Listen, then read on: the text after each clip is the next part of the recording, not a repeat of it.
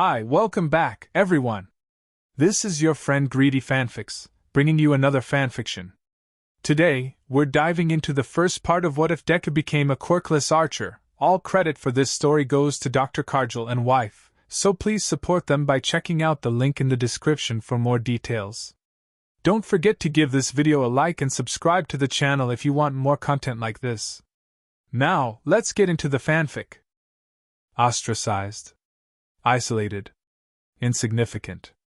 The Milky Way is made up of 8 planets: Mercury, Venus, Earth, Mars, Jupiter, Saturn, Uranus, and Neptune.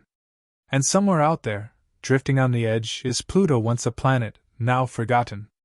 Maybe once considered important enough to be a planet. Not anymore. Too insignificant to be noticed among the grand and spectacular celestial bodies that grace the cosmos.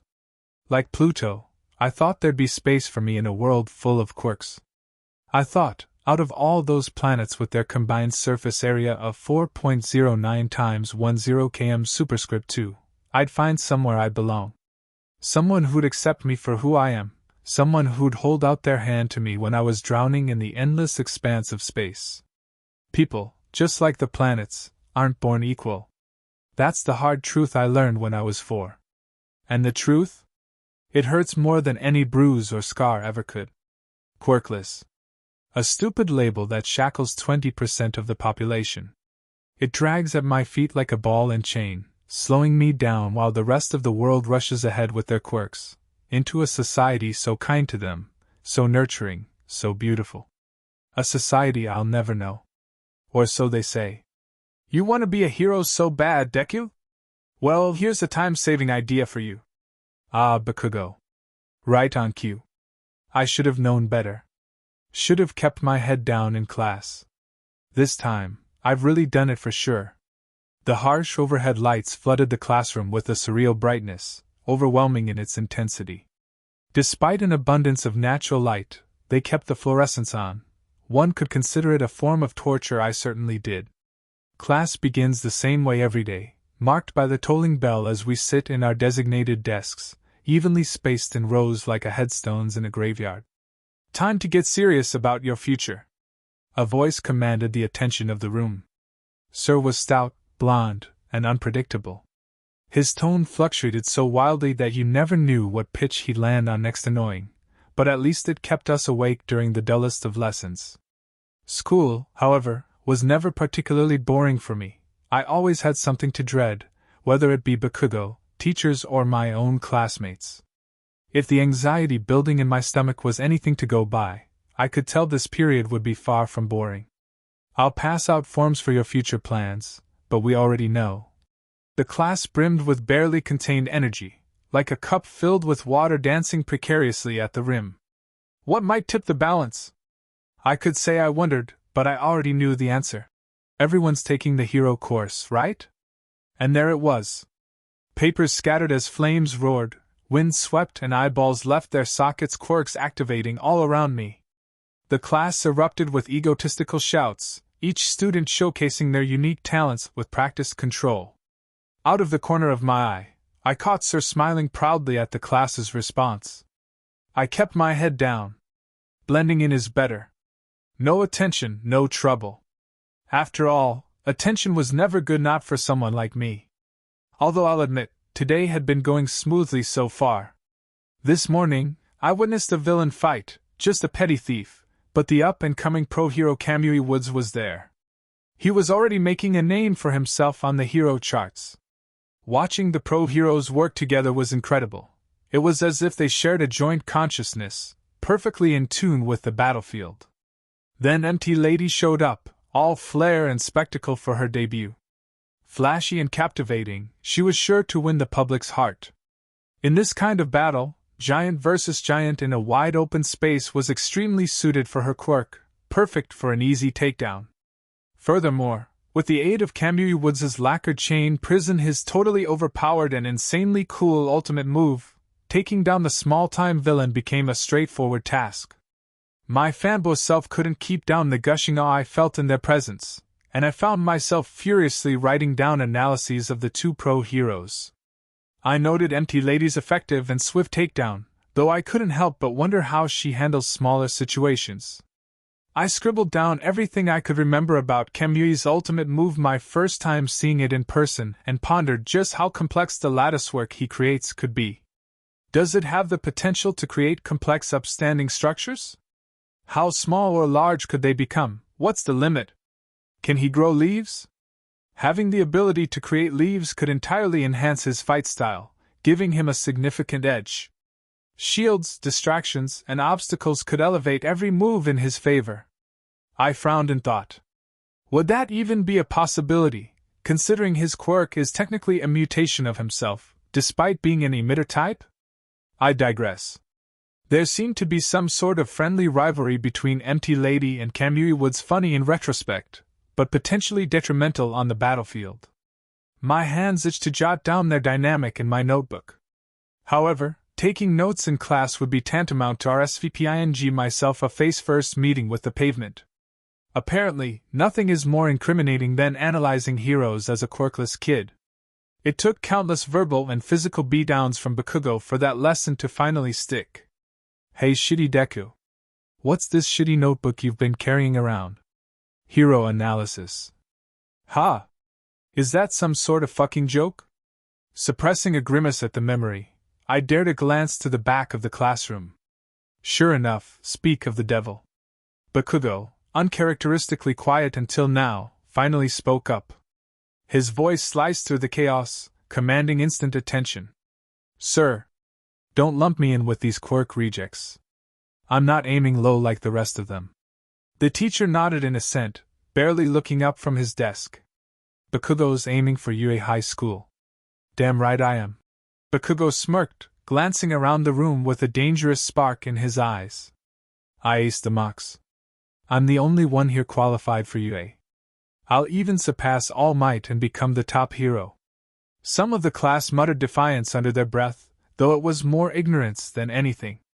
I knew Bakugo could surpass All Might. However, no one dared directly challenge his confidence. He had it all, a powerful quirk, brains, skill, and dedication. In a battle of attrition, Bakugo would always come out on top. He was destined to become a great hero. Bakugo and I used to dream about it together when we were kids, how we'd become the world's greatest heroes. We'd pretend to work at the Bakugo agency, defeating villains and saving lives, laughing all the while. The memory brings a twinge of nostalgia to my gut. Despite having nothing, no quirk, no strength, no confidence, my only dream is to be a hero. That's why, against my better judgment, I filled out my career aspirations survey with Pro Hero and wrote passionately, maybe too passionately, about wanting to attend UA, where All Might completed his education. The memory of my rambling makes me want to crawl up in a hole and die. But right now, my more pressing and urgent matter was the fact that Sir was most definitely, absolutely going to throw me under the bus. I could feel it. I silently cursed my childish ambitions and sent a quick prayer to whichever god might hear me, gripping the fabric of my school pants deathly tight with my sweaty palms. Midoriya wants to go to UA too, right? My body froze. My breath caught in my throat. My head was already as low as I could get it without banging it on the desk. But right now, I wished I could sink even lower, disappear altogether. Stupid, stupid, stupid, stupid. Absolutely idiotic. What was I even thinking? The answer is nothing useful, apparently. It would have been so easy to lie. Why on earth didn't I just lie? Bakugo isn't going to like this. In fact, he's going to absolutely hate this and me more than he already does. The class was silent. Too silent. I could feel a sea of judgmental eyes weighing down on me like a flood of invasive spotlights, burning my skin with their relentless scrutiny. Oh God, just kill me. Strike me down and end it, please. Why wasn't anyone saying anything? Where were the quick-to-come insults and sneers? My knee bounced frantically under the oppressive atmosphere. Absolutely anything would be better right now than the unbearable silence thickening the air. Anything. Suddenly, a cacophony of laughter erupted in the stillness, scattering the silence like debris and igniting the room with disbelief. Midoriya? No way! You can't be a hero by just studying them. Even though their insults were nothing new, I cowered under their jabs nonetheless. Words stabbed holes in my heart like a deflating balloon. I risked a glance up at Sir, feebly clinging to the hope that maybe this time would be different, that maybe this time he would step in. However, it was a naive prospect. Sir continued to stare unbothered at the work on his desk, oblivious to the commotion clamoring around the classroom. I slumped further into my chair. Amidst the chaos, Bakugo's head snapped in my direction. My whole body tensed under his attention. Oh no. Oh please no. Oh Deku! The nickname stung like a slap, a reminder of my uselessness. His favorite insult always hit too close to home. He always finds a way to make it personal when he yells at me.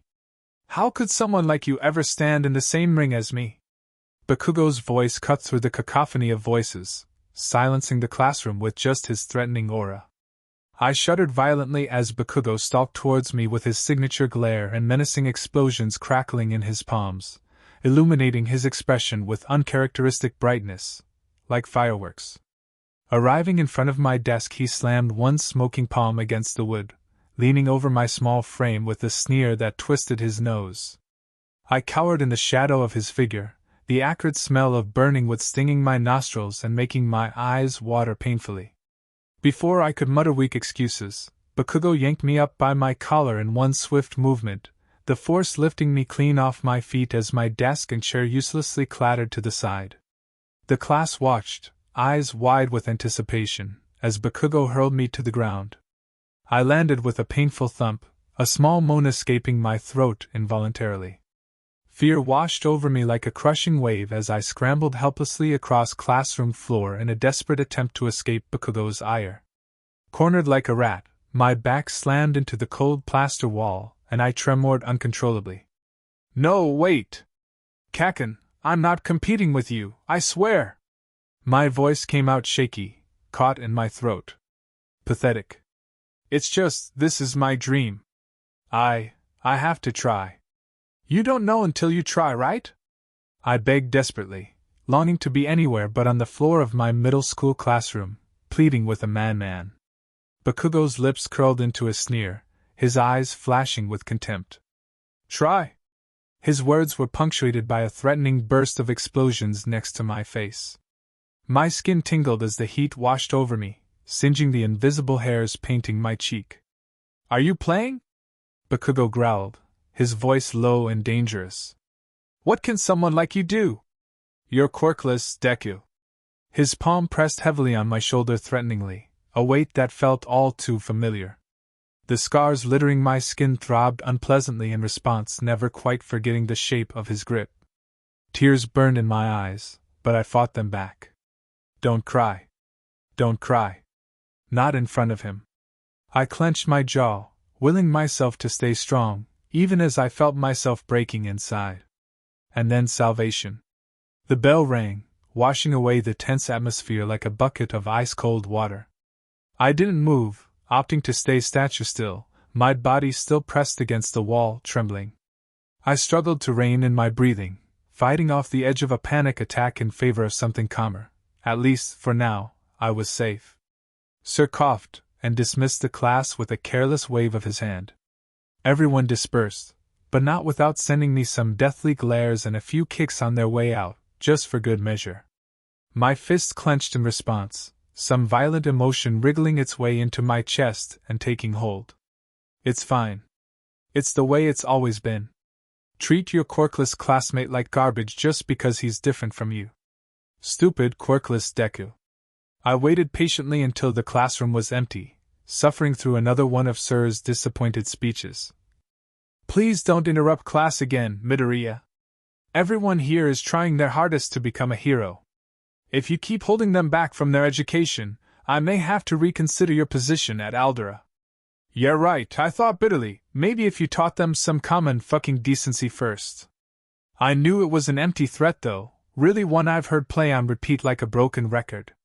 Be that as it may, what's the point of expelling a student who basically pays to get bullied? Furthermore, who would even bat an eye at the worthless accusations thrown from a quirkless kid's mouth? I hadn't met anyone so far that it exceeded my expectations besides my own mother, obviously. So I sat there on the floor, staring blankly at the wall, listening to the clock tick, marking each passing second until the simmering in my gut cooled into a still, empty sea. Finally calm, I pushed myself up from the cold ground and returned to my desk. I noted the new Bakugo-shaped burn mark adorning my desk, one of its many battle scars. I knew my desk even as an inanimate object wishes it had been stuck with any student besides me. Its charred surface standing out like an ink blot on a clean page blemished. I sighed and gave it an apologetic pat. Best we return to what we do best, huh, Desky? Head down. Silent. The rest of the day passed by in a blur, sun tracing its arc in the sky. Before I knew it, the final bell had rung, freedom. I waited for Bakugo to exit the classroom before finally packing my bag and checking my phone. It was flooded with notifications about this morning's villain fight, Empty Lady's grand debut. I quietly rejoiced with the knowledge that I'd finally be able to write down my extra notes from this morning and maybe even if I'm lucky, catch another hero fight on my way home. The ghost of a smile flitted across my face as I traced the cover of my notebook, Hero Analysis for the Future, number 13, as it rested in my backpack. Just as my hand moved to close the zip, it was snatched away. Bakugo. My stomach somersaulted, churning like a maid at her butter. Where did he come from? I cursed myself for letting my guard down. The spiraling fear I felt earlier came rising back to life. I should have expected he wouldn't leave our conversation unfinished. He stood in front of me, flanked by his two lackey. I didn't even bother remembering their names. Just gray flat hair and black spiky hair. As much as our relationship had crumbled, I couldn't deny that Bakugo's knack for cruel nicknames had rubbed off on me. They sauntered over with their usual smugness. Bakugo's quirk, explosion, crackled in his hand as he gripped my notebook. A burst of heat popped from his palm, charring the once pristine pages, turning them into a wasteland of blackened ash. I looked down weakly and slightly stunned as months of hard work crumpled and smoldered beneath his fingertips. My fists tightened in response, my nails dug into the skin of my palms. Heat rushed to my face as I fought the whirlwind of emotions thrashing through my veins, confined like a rabid beast. I wanted to yell, to scream stop. But I couldn't bring myself to say a word.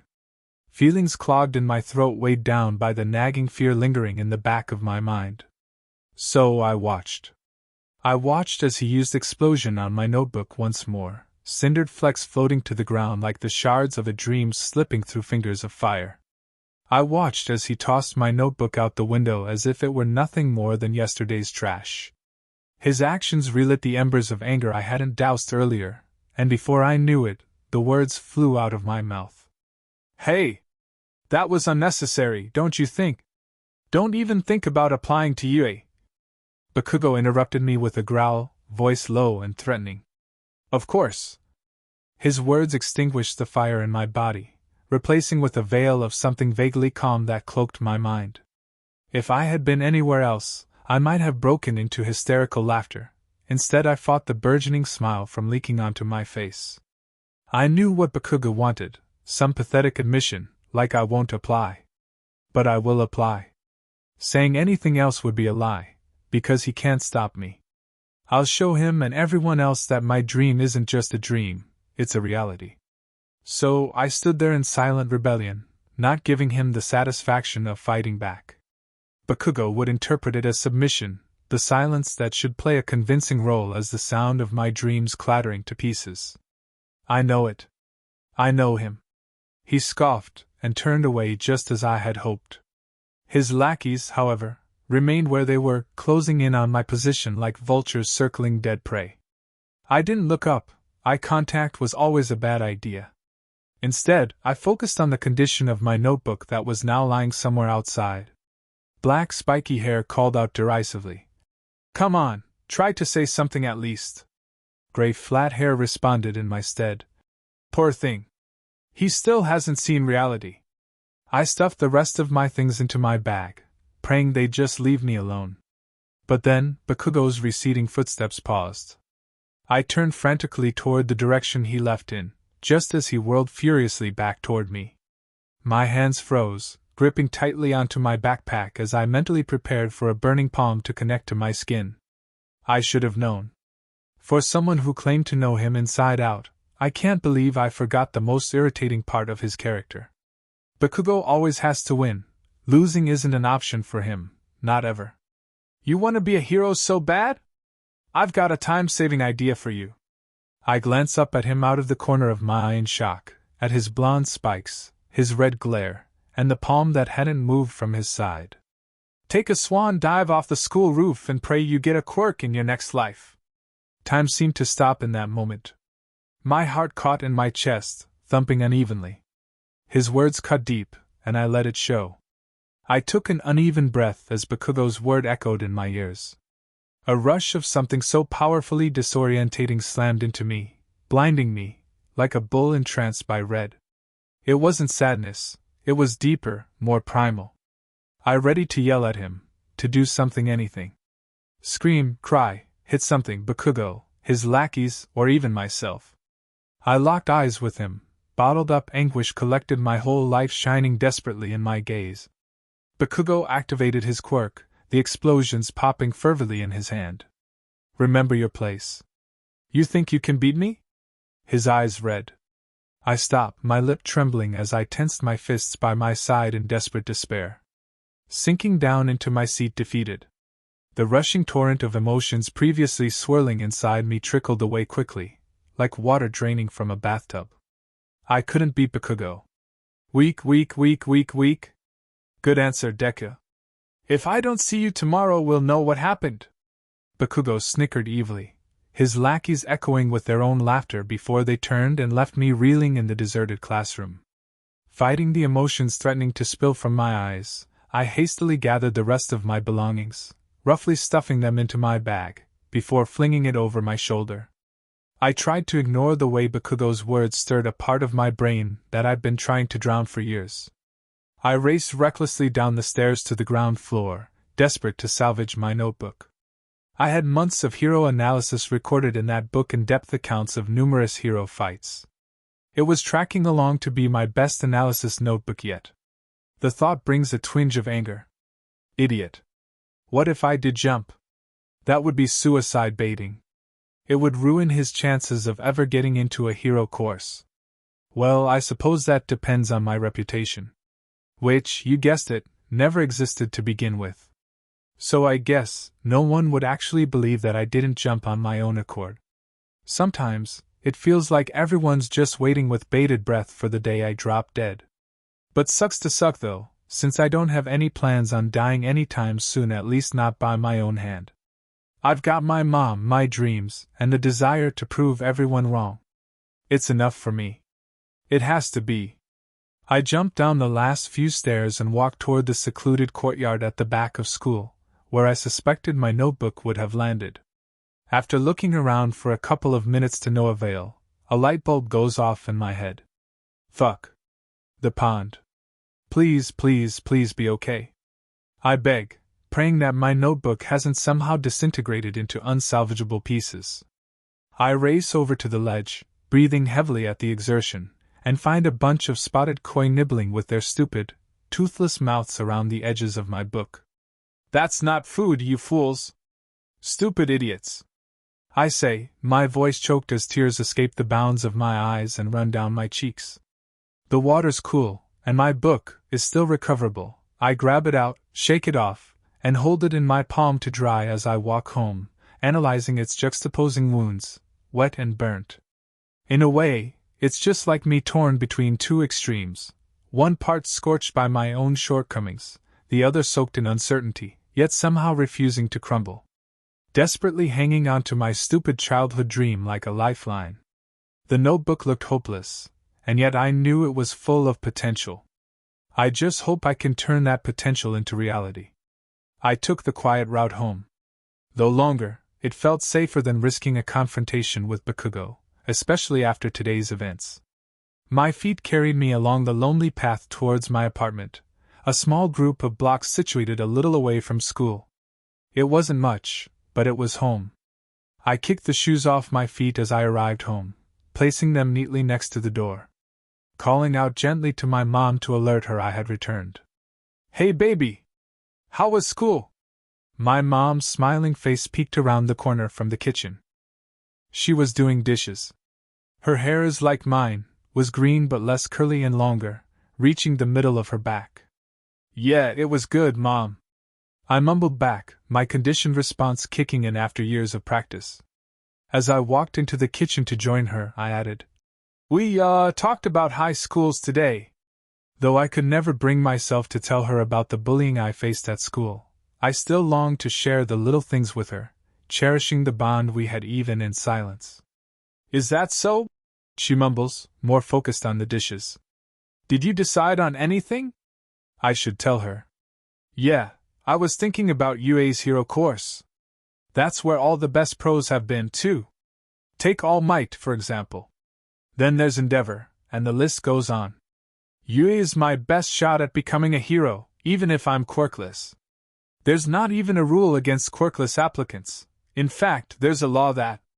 Mom put down the dish she had been scrubbing and turned to look at me, concern etched across her face. Oh, baby, are you sure about UA?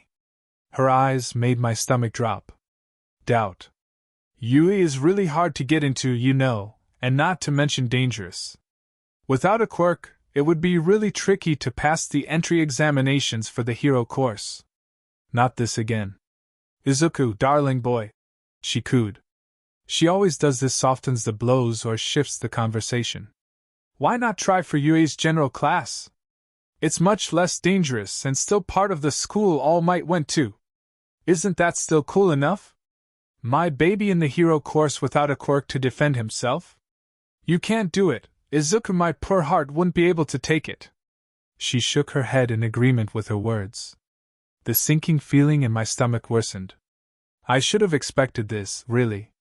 Ever since I was diagnosed as quirkless, my mom has been tiptoeing around the word hero, distracting me with other hobbies and making sure I excelled at school, all in the hopes of making me give up my dream. It never worked, though. I told her every day that I still wanted to become a hero, even though I knew it scared her. Today would be no different. Mom! I don't want to be Gen Ed, I want to be a hero. My words seemed to trigger something in her. She gripped the plate in her hand, tears brimming in her eyes as she whispered, I know, baby. Her words echoed like an anvil dropping in my stomach, reverberating mercilessly in my eardrums. I wondered if she could hear it. I waited, but she remained silent, staring at the dishes. Well, there we have it, ladies and gentlemen. Izuku Midoriya. Gently letting me down once again. I've only been waiting 10 years for her to accept me for who I am, to finally realize that no matter what she says, what anyone says, I won't give up on my dream. To hear the words I've been yearning to hear, yet her silence still rings loud. I left the kitchen quietly as my mom started washing the dishes again, mentally adding today to the list of disappointments in my life. I slipped into my bedroom, leaving the door slightly ajar behind me. Despite our disagreement, I knew my mom would come to bring dinner sometime soon. If anything, she always looked after me. She's accepted my quirklessness, even when it drove her to divorce and my dad to the States. She never looked down on me for something as mundane as a quirk. Yet it's always been the one thing she could never look beyond. I've always been, and always will be, her quirkless son.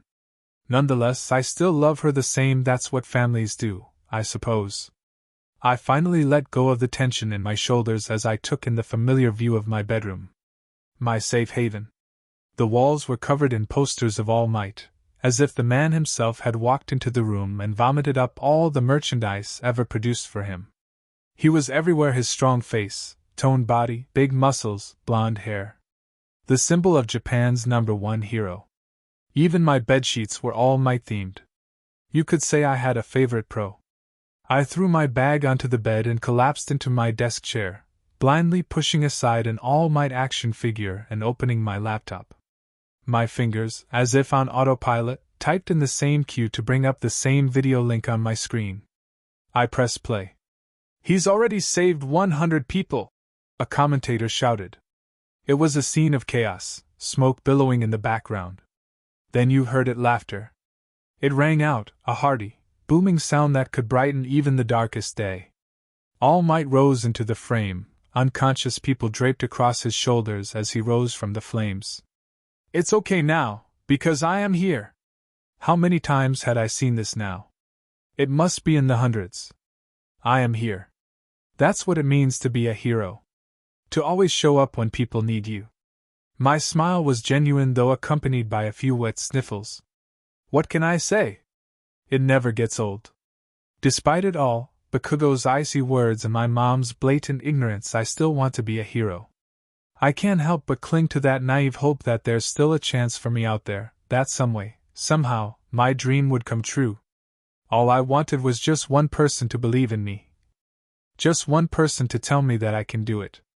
That I can be a hero and save people in trouble. Nothing much ever happens in ᴡᴇ. It's a quiet city, and though many fledgling pro-heroes start out here due to the easy environment, they all end up migrating to better opportunities in due time. That's mostly due to the unimpressive crime rate, while certainly not non-existent, pales in comparison to the bigger cities. The simple fact is, anyone with big ambitions knows they can't achieve them in a place like this. The only landmark worth mentioning is Yu itself, but other than a few notable days a year, it's not exactly brimming with excitement or villains. That's why, this morning, my jaw practically hit the floor when the paparazzi leaked photos of the All Might, right here, in ᴡᴇ. His muscled figure shone bowing in thanks to a shop vendor out on the street. I couldn't believe it. All Might. In ᴡᴇ. So here I was, sitting at my desk on this bright Saturday morning, waiting for the villain alert on my phone to finally go off. Hoping, praying, that I'd catch a glimpse of All Might in action. Oh my God, what if I even got an autograph? My life would be complete. That signature would become my family's prized heirloom, passed down through generation as a legendary item touched by none other than the great All Might himself. He'd be revered for ages, his ideals honored and cherished. We'd even change our family name to All Might in his honor. Izuku All Might, truly, a perfect vision. Yet on the one day I know he's out there somewhere, dwelling in this very city, there's nothing. No alerts. No villains. Not even a purse snatcher. I had already made my bed, eaten breakfast, brushed my teeth, fixed my hair, and gotten fully dressed for the day, all in the hope that a villain would attack. Okay, I get it, it's not exactly the best thing to wish for, but if you think I'd ever pass up a chance to meet All Might, you're completely mistaken. It's not like All Might won't take care of the villain anyway.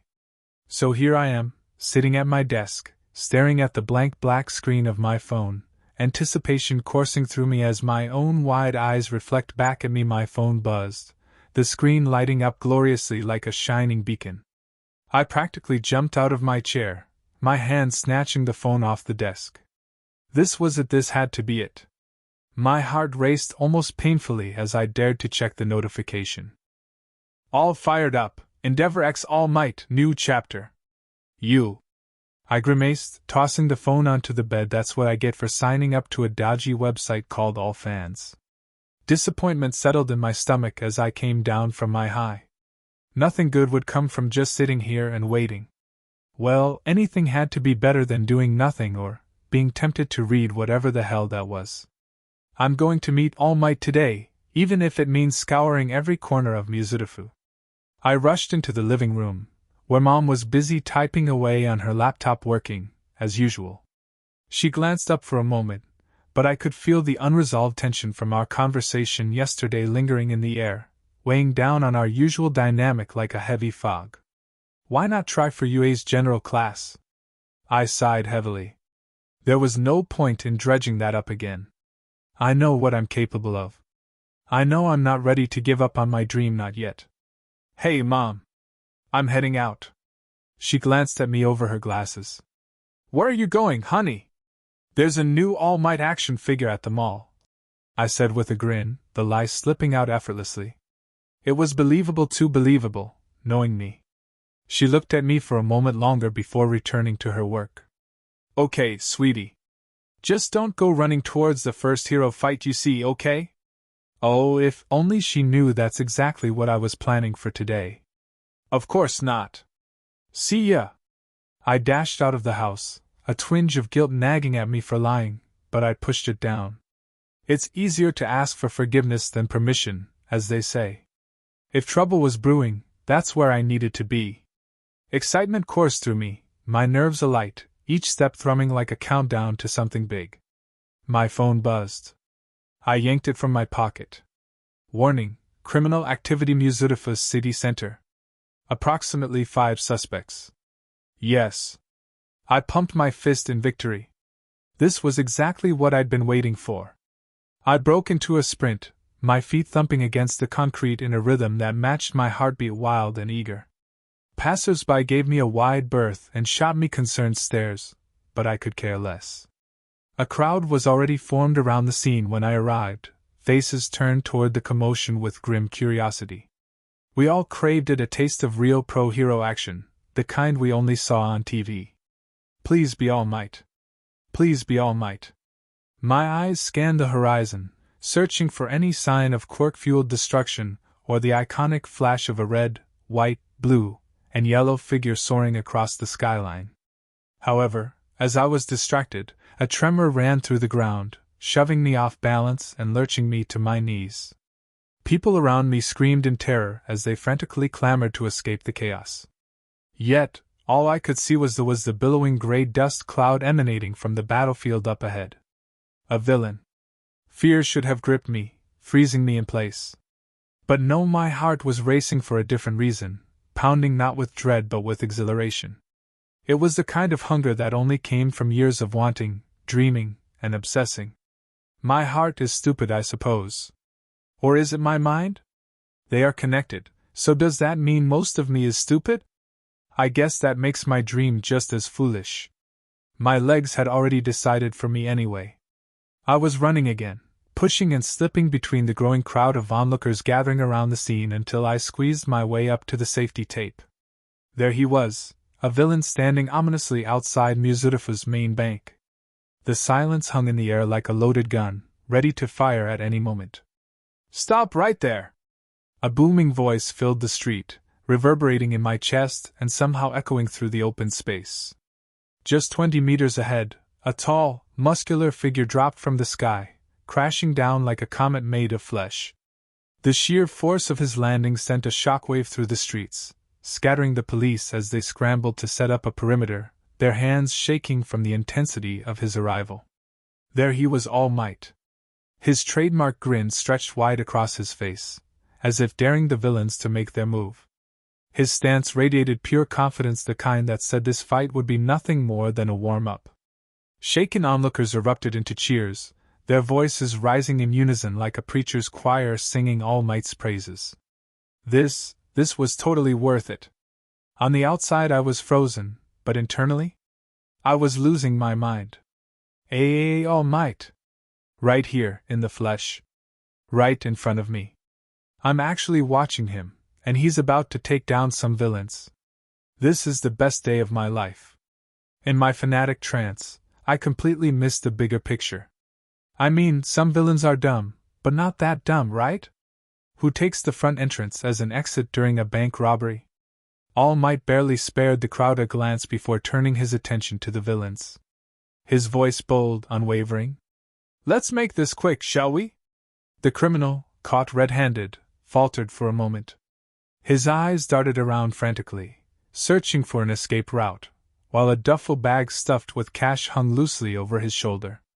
With a sharp intake of breath, he activated his quirk, hands spread wide toward the ground, fingers outstretched. Powerful tremors erupted, splitting the earth and transforming it into a mosaic artwork. Well, that certainly explained the mini-earthquake earlier. Bystanders were tossed around like ragdolls, myself included, while the police frantically rushed to move the now scattered crowd away from the battlefield. The earth continued to shake violently for about 4 seconds more before it all stopped abruptly, jagged bitumen raised up like mini peaks frozen in time. As the police pushed the crowd further back, I caught sight of the villain standing amidst the chaos, his arms trembling, face slick with sweat. So, his quirks hard to control? I wondered. Must be because of the power output. And then All Might moved. He leapt into the air, soaring above the upheaved ground as if gravity were a mere suggestion to him. His toned thighs flexing through the skin-tight fabric of his costume, every muscle alive with raw power. He seemed to float, almost flying effortlessly, avoiding the destabilizing effects of the villain's quirk. Awe surged through me as I stared dumbstruck at All Might's figure in the sky, outlined by the burning rays of sunlight, Japan's #1 hero. As soon as his feet reconnected with the ground, he coiled his body tight, taking up his signature striking pose as the villain cowered fearfully before him, unable to use his quirk. I quivered in excitement, mouthing the next words alongside All Might. "Texas Smash!" he roared. His punch connected squarely with the villain's chest, right around the sternum, sending him flying back like a rag in the wind. The villain's body slammed into the bank's window, sending shards of glass exploding outward, sparkling like fragments of shattered ice as they rained down in a glittering cascade.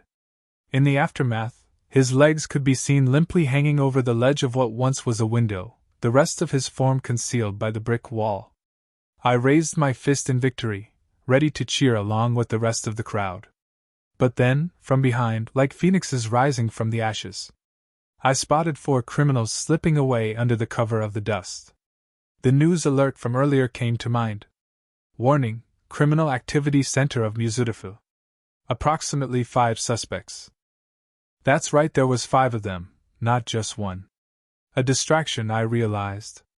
That's why the Earth guy risked using such an energy-consuming attack. He was the scapegoat. All Might seemed to come to the same realization as did, his body remaining tense and vigilant as his eyes scanned the rubble. But seriously, do these guys realize most places have back entrances?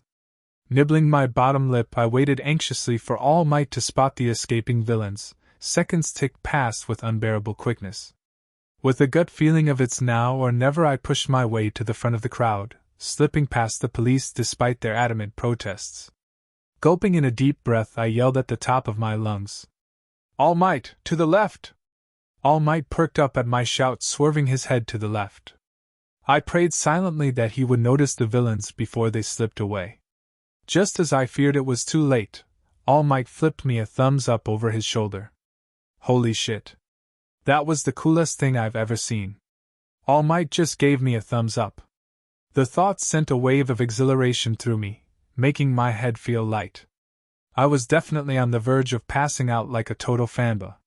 Just as that realization hit me, the police rushed over and quickly ushered me behind the safety tape, preventing me from losing consciousness right there in front of him. "That was extremely dangerous, young man. Next time stay where it's safe, okay?" The cops reprimanded me, but I was too focused on catching sight of All Might again, so I just nodded absent-mindedly. I wasn't, however, too distracted to miss their next words.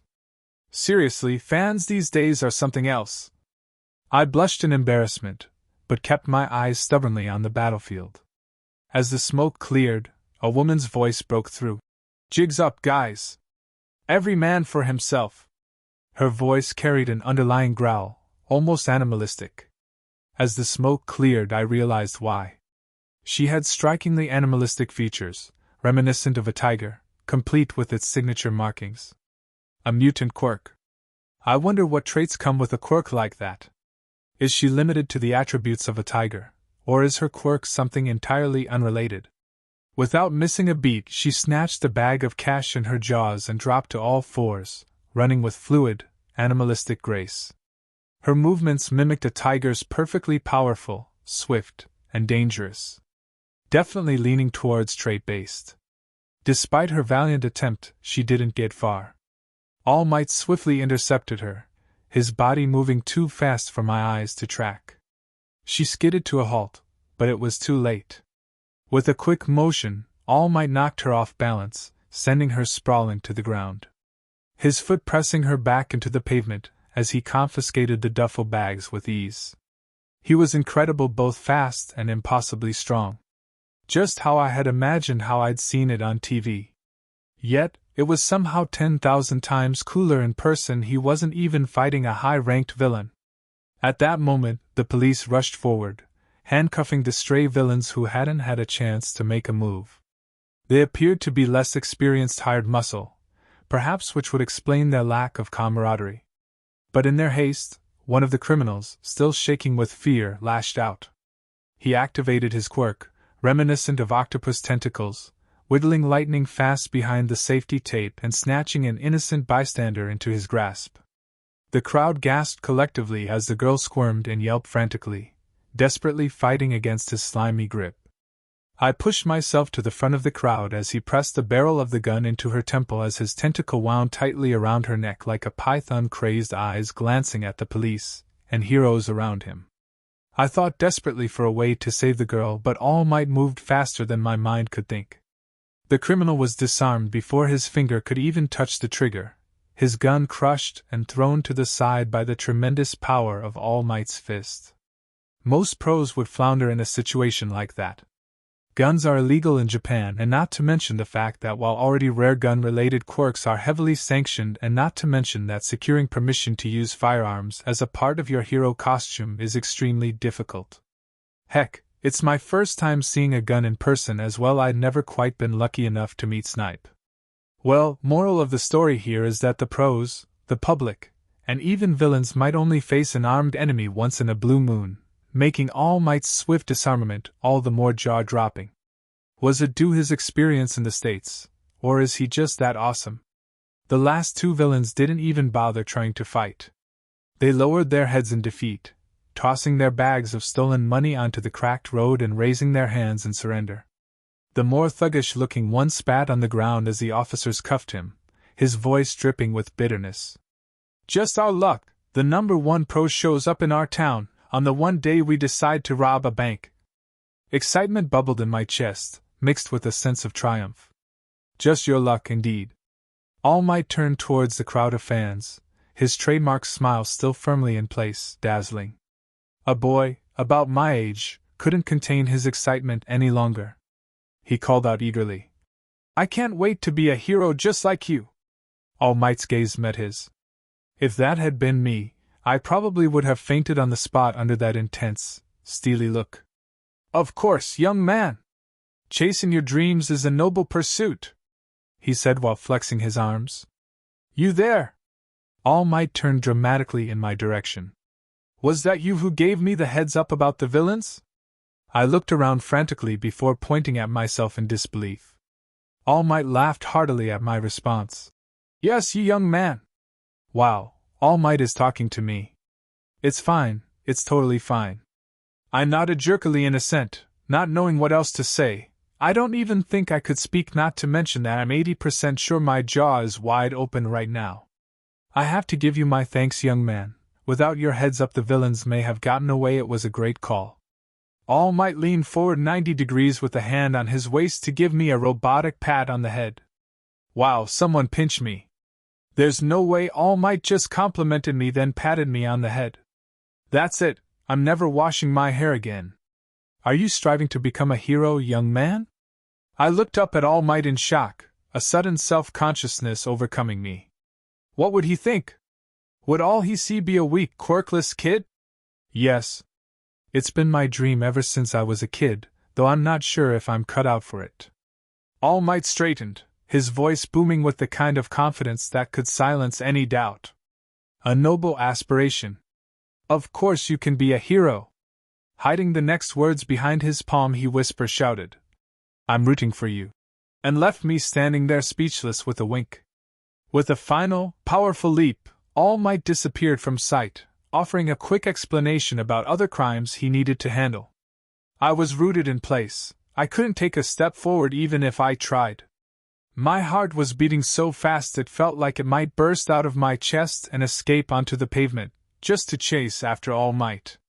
After waiting 14 years to hear 5 little words, the aftermath was just as shell-shocking as you'd expect it to be. A quick slap on my back woke me up from my dream. It was the boy who had called out earlier. "You're so lucky, man. You totally just helped All Might take down those villains."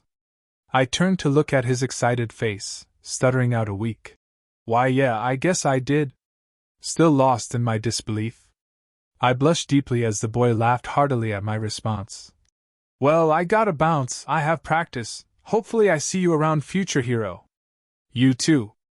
I nodded and nervously gave him a little wave. He waved back enthusiastically as he bounded away, disappearing into the crowd. As the boy left and the crowd began to disperse, drifting back to their regular lives, I slowly came to the realization that it was time for me to move on as well. The bank was still flanked by police, posted until the streets could be returned to working condition. I walked past them in silence, my mind replaying the events over and over, goosebumps permanently pasted onto my skin. I was already thinking about how I would record everything I learned about All Might today in my hero analysis notebook. I had to start planning. Without a quirk, I'm going to have to put in 10 times the effort just to stand on par with others. Training. What kind of training do I need? Weapons? Skills? What kind of hero am I trying to become? I don't know yet, but I'm ready. I'm ready to give it my all and finally go after my dream no matter what anyone else says. All Might is rooting for me, after all. A few stores down from inside a dark alleyway I heard the sound of muted commotion. Another villain? My anxiety fluttered to life as I wondered if I should risk stepping in and assessing the situation. However, officers emerged, pulling a man out from a side alley. He had an unusual mutant quirk, his body a mix of creatures, a blue, dog-like head and torso, bird-like hands, and a long, scaly tail that swung behind him menacingly like an alligator's. The man looked both angered and distressed, his mismatched features twisting in frustration. As the police struggled to drag him away, one of them called out, "You're under arrest for aiding the villains in the bank attack." "Aiding the villains?" the man spat, thrashing in their grip. "I was trying to stop them, you idiots! Let go of me!" The man's massive tail slammed into the ground with a tremor, scattering dust. His booming voice echoed down the street, raw with frustration. I stopped dead in my tracks. The police had arrested the 5 suspects. This man wasn't a part of the attack. I was sure of it. Unless there was a hidden 6th member? But the news alert didn't say anything of more members, not to mention the fact that he wasn't carrying any money bags. I mean, he could have fled the scene, but why leave a different way if not intending to secure the most goods? My head thrummed through possible scenarios, but none fit the puzzle of the battle just minutes ago. Now that I think of it, if he was really intending to escape, he would have made much more ground by now, especially for a man of his size. This really wasn't adding up. Belatedly, I remembered the fact that the villain's plan had seemed to be in shambles. No use of back entrances, not to mention the fact that they all seemed frazzled. I looked up to the man again. Was he the reason why? "You think you can just cuff me like some animal because I don't look like you?" His eyes blazed with fury, tail lashing violently behind him. "This is the society we live in, huh? Where people get judged on their quirks, their appearances, on shit they can't control?" The unexpected truth in his words was like a slap to the face, refreshing in a bizarre way. Judged by something we can't control. I know that pain. Quirkless. Powerless. All my life, people looked at me like I was less. I lowered my head, and urged myself to move on, but my feet remained cemented to the spot by some invisible force. They say it's justice, but all it is fear. You're scared of what you don't understand. You see claws, scales, fur, and decide I must be the villain. But let me tell you something. The real monsters are the ones who stand behind badges and the pros pretending to play God, deciding who gets to be good or bad based on how they look. Just like you've done right now. His voice roared with anger, getting louder and more outraged by the second.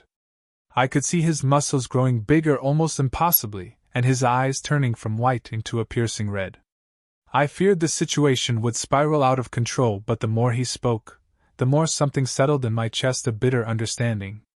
He was hitting too close to home. How many times had I seen it? People feared quirks that were too dangerous, too aggressive looking. Bakugo never got that treatment because his quirk had potential, and people expected it. But me? Useless. Laughed at. Dismissed. I didn't do anything, but you won't see that. No! You see what you want to see. You've got your damn story already written, and it doesn't matter what I say or do, I'm already guilty. The police bristled at his words. Don't lie to us, villain! There were claw marks at the scene. Look at you! You think someone without your quirk could manage to claw open a bank vault? Anyone with a claws could open a fucking vault. Review the footage, you quirkless morons! He roared. I knew he was right. I knew the tiger lady was capable of ripping through metal with her claws. I knew it, yet I said nothing. The police were handling him with unnecessary force, using their quirks and fists with the intent to pin him down into submission. They attacked him with what looked to be some sort of enhanced taser and attempted to secure quirk-suppressing cuffs on his wrists. He roared in response, tail whipping against the pavement. You beat us down, throw us in a cage, and call yourselves the saviors? No. You're cowards. You're all cowards! I could feel my feet glued to the ground. His voice was powerful, not just because of the rage behind it, but because it was laced with something else, something familiar, my own doubt. My fingers twitched, itching to do something, to step in. But what could I do? I'm just like him. A quirkless freak whose opinion is worth nothing. I was scared. I was scared of the police, who wielded such unjust hatred to an innocent man.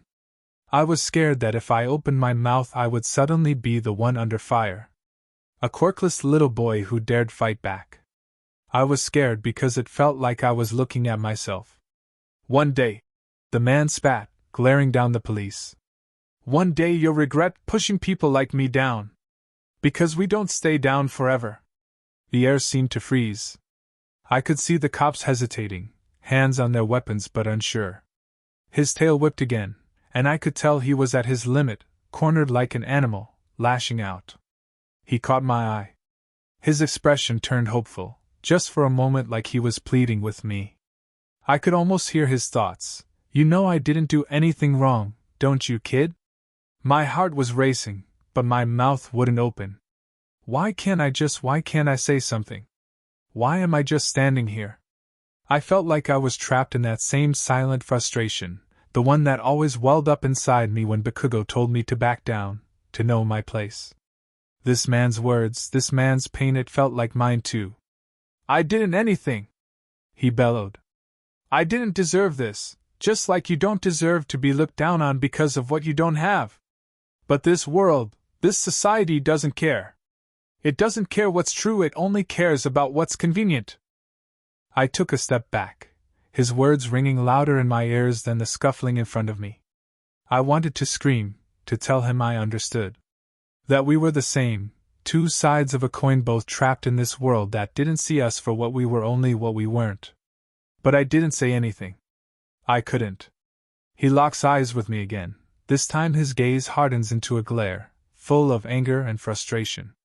One of the police officers strikes him for shifting, but he keeps his narrowed eyes locked on me. I don't have the power to help him, even though I wish I did. Fuck off! He growls, lunging in my direction. I jump with a pathetic squeak, cowering away as the officers wrestle to shove him into the back of their police car. I glance back, just in time to see the man unleash his full quirk. Don't fucking touch me! In a burst of terrifying strength, he snaps the cuffs from his wrists, his massive tail swelling in size and slamming against the ground. His body grows rapidly, muscles straining as his clothes tear apart. With a powerful sweep of his arm and the unfolding of hidden wing-like feathers, he launches himself away from the police. He's gone. The cops scramble, jumping into their car, lights flashing, sirens wailing as they race to chase him down. But deep down, I know they won't catch him. The thought was comforting. Internally, I was disgusted with my inability to do anything. The fact that I just stood by and watched. How many times had I hoped to myself that someone would come along and stand on my side? Enough to make me feel like a complete and utter hypocrite. Enough to make me feel shame leach into the deepest parts of my soul. I have to be stronger. Strong enough to make a difference, strong enough to be better than I am right now. Strong enough to save people who need help. You can be a hero, All Might had said. But how many heroes out there harbor their own prejudices? All Might. No, All Might wouldn't do that. He can't do that. What's the point of having a symbol of peace who can't even back his own values? I know All Might, he saves people with a smile, he's a true hero. He sees beyond quirks, he values people for their actions. But how many other heroes are like him? How many of them are like Bakugo, like my classmates, filled with the same prejudice and arrogance that plagued me for years? Society is broken. That is the realization I had at the age of 14. The burn holes in the fabric of the law were suddenly obvious. How many innocent people are behind bars, wrongly accused because their quirk was misunderstood? How many heroes exist only to uphold the toxic norms that push people like me and that man to the sidelines? It wasn't just me, it was everybody. Everyone who's experienced life in the ways I have. Treated unfairly, judged, bullied, given lesser chances in life by the same hero society that was supposed to save them, save me. I grappled with the severity of my realization as I began trekking home. I thought about the Hero Commission, about what kind of twisted webs they were weaving up in their tower. I contemplated the fact that the same people who treat me like shit every day, like Bakugo, like my classmates, are all the people yearning to join Hero Society. People who stereotype others according to the strength of their quirk, what it looks like, or how they were born. It makes you wonder, what kind of heroes would they be? Would they use their power to protect, or would they use it to judge, to subjugate, just like the police did with that man today? I can't shake the image of his eyes, the anger, the pain. He wasn't the villain. But no one cared. They saw his quirk, his appearance, and they made their decision right then and there. My stomach roiled at the thought of how many others have been treated like that, how many more will be. I kicked a loose pebble on the sidewalk, watching it skitter away. All Might wouldn't treat someone like that. I know he wouldn't. But not everyone is All Might. That's it. I stopped in my tracks. That's the kind of hero I want to be. I want to be a hero who sees people for who they really are. Not just their quirks. All Might sees the good in people. He uplifts them.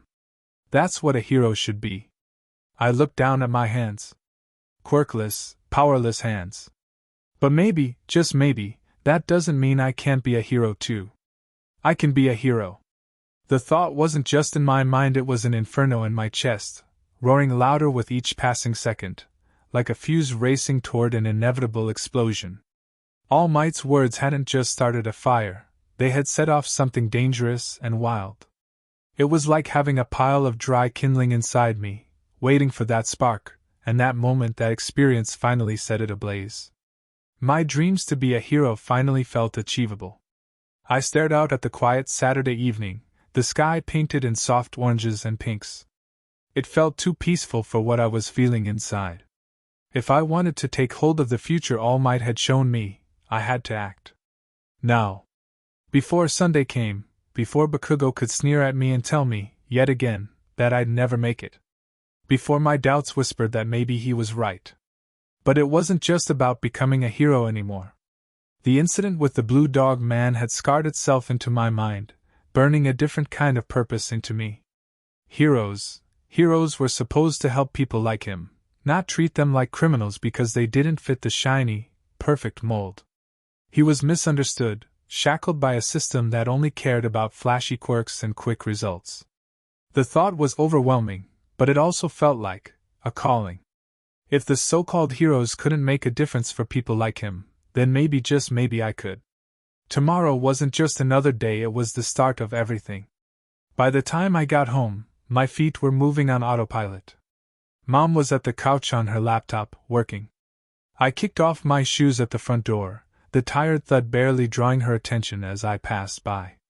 She didn't look up, her glasses balanced on the tip of her nose as she squinted at whatever paperwork she was buried in. I practically flew to my room, sliding open the door, and was instantly wrapped in the familiar embrace of All Might posters, action figures, and memorabilia. His smile stared back at me from every corner. You can be a hero! I could be a hero. I pounced onto my desk chair, swinging it back with a satisfying creak, and opened my laptop. The screen's glow lit up my face as I typed furiously. The truth is that until this moment, my dream to be a hero was all talk, nothing more. I'd felt the rope that secured my potential snap with a deafening twang in that doctor's office all those years ago. It became something else, a lifeline. An excuse not to give up, but words don't mean much until you act on them. I was scared. I was scared because I knew it would be grueling. That no one would believe in me, not even my own mother, and that fear held me back. But I wasn't ready to let go just yet. Not when I'd felt that familiar tugging come back to life calling me. I was going to turn my dream into a reality. I knew I'd have to work 1,000,000 times harder than anyone else to even have a shot at UA's hero course. But I was going to hang on to that tiny thread until I could weave my own path. But what do I do? I mean, really, what's the first step? Should I ᴡᴇʟᴏ this or something? I looked down at my puny arms. Well, there's a good place to start. Neither these arms or legs are going to get me very far. I gave them another critical once over. No chance. Okay, I thought. Working out. Eating more. Putting on muscle. A gym membership. That's it. I jumped up from my chair, the idea sparking into action, and slid open my bedroom door. This is it. Mom! Can I go to a gym? I practically skidded into the living room, heart pounding with excitement. The sooner she said yes, the sooner I'd sign up and start. She looked up from her work, blinking at me like I just suggested moving to Mars. Gym? Memberships are expensive. Are you paying for it? Oh no. Money. I don't have any money. Well then no, baby. If you want to do more exercise, why not do home workouts? Or go for a run? Or join something social. Like a sports club. She said it so earnestly, as if joining a local soccer team was the perfect solution to my problems. I sighed dejectedly and mumbled, okay, hoping my disappointment might change her mind. She went right back to work. Well, so much for the gym. I sulked back to my desk, collapsing into the chair with all the grace of a deflated balloon.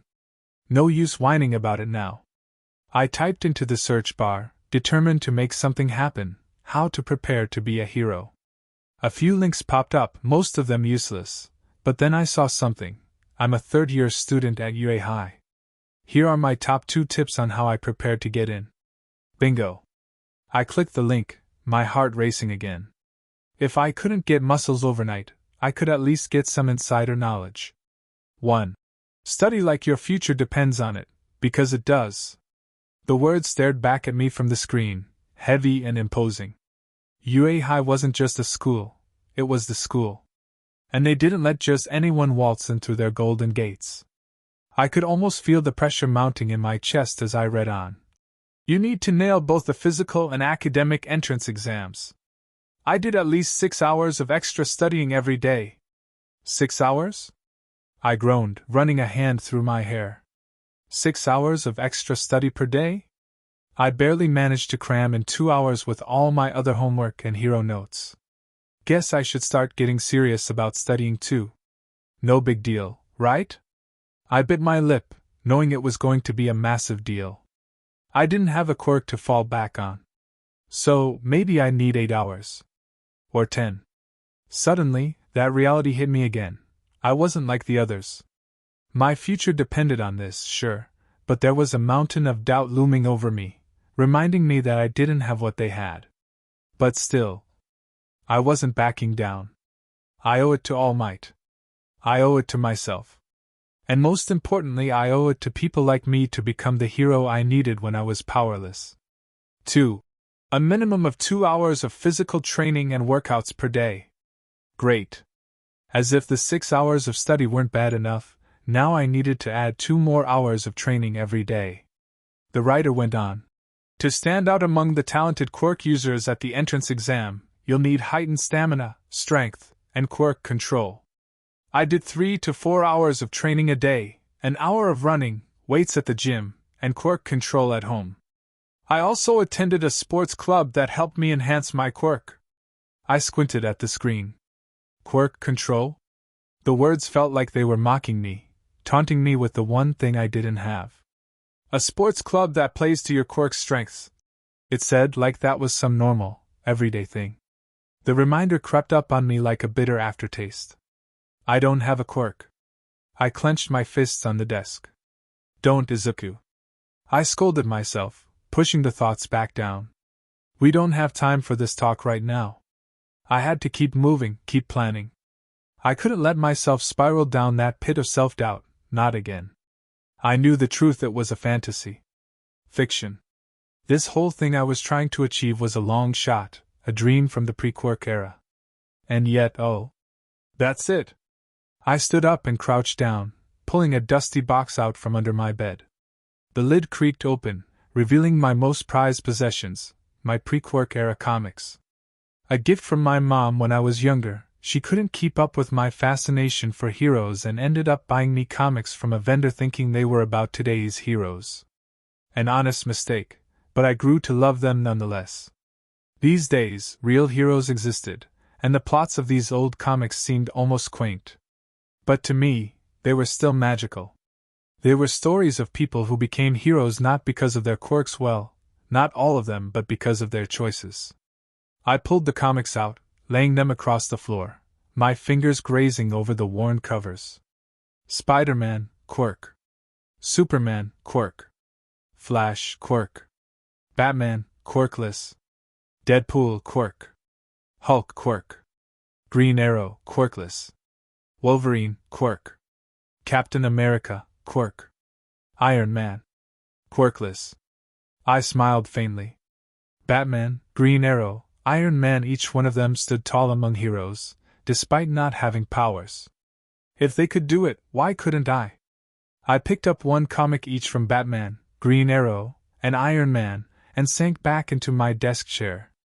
I turned to my laptop, typing Batman into the search bar. An old fan page popped up, probably written by some nerd about a decade ago, geeking out over the comics. I clicked it, smirking a little as I read the first few lines. Batman, tell me, Mr. Wayne, how did you become a hero? I leaned back in my chair, staring at the screen. How indeed? I skimmed through the information, my eyes catching a promising heading. Early life. With an all-might-themed pen in hand, I scribbled a few notes into my hero analysis for the future. Number 13. Bruce Wayne began intense intellectual and physical training in various martial arts, fields of science, criminology, and detective skills. Right. Martial arts. That was something I could work on. Maybe I could join a martial arts club. It'd be a good way to build up my combat abilities, but there was still one glaring issue. Physical hand-to-hand combat against someone with a quirk would leave me at a severe disadvantage. All the training in the world wouldn't give me an edge against someone who could shoot fire from their hands or manipulate the ground beneath my feet.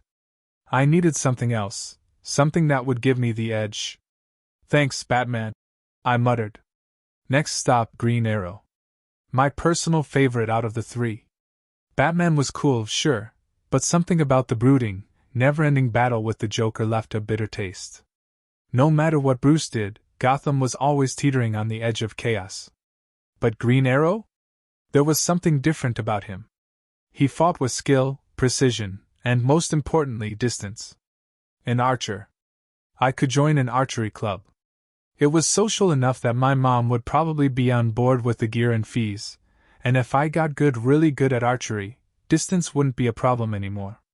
No more worrying about getting too close to an enemy who could crush me with a quirk.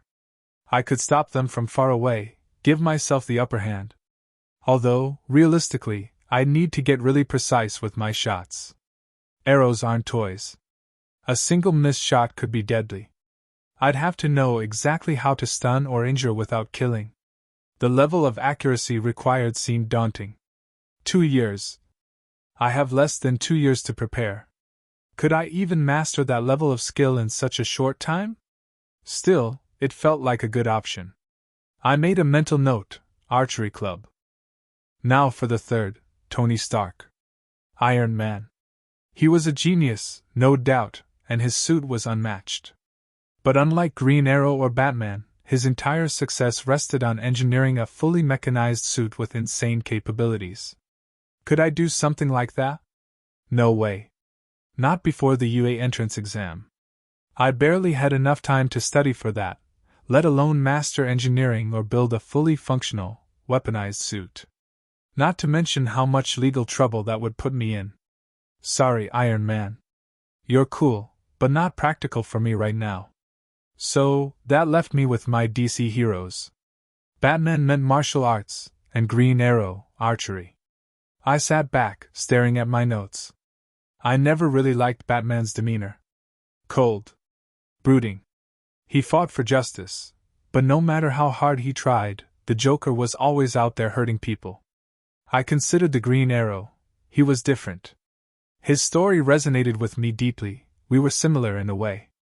I typed into the search bar, archery clubs Mizurufu. A result popped up almost immediately. There was one just a few blocks away, near Dagoba Beach. Perfect. It was close, convenient, and probably affordable enough to convince my mom. I jotted down the details and let my mind wander. Sure, these were fictional heroes, but they had traits qualities that could be applied to the real world. Martial arts, archery, engineering, it was all about training and strategy.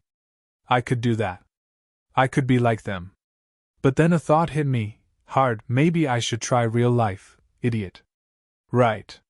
What about the actual pro heroes out there, the ones who fought essentially quirkless? I typed furiously into the search bar, pro heroes that fight quirkless. It was an impulsive search. I knew it wasn't going to give me the information I wanted. I'd have to try searching for support items or fighting styles that I could use. As I expected, not many results came up. I scrolled through the limited articles, forums, and blog posts, but it was hard to find any heroes who fought without quirks accurately, at least. But there was one name I noticed that kept flashing before my eyes, Eraserhead. I clicked on one of the links, eyes widening as I read. He was an underground hero and his quirk, Erasure, literally disabled the quirk of anyone he looked at least until he blinked. Wow. Talk about a powerful quirk. He could level the playing field just by staring at someone. I watched a few videos of him in action, my hands already moving to grab a fresh page in my notebook. This guy was incredible. I began scribbling down everything I could find about Eraserhead, his quirk, his techniques, his tactics. From the videos, it was clear he wasn't just relying on his quirk. He used hand-to-hand combat, mixing in some sort of advanced scarf technology to bind and restrain his enemies. With their quirks disabled, he could take them on in close-quarters combat, no problem.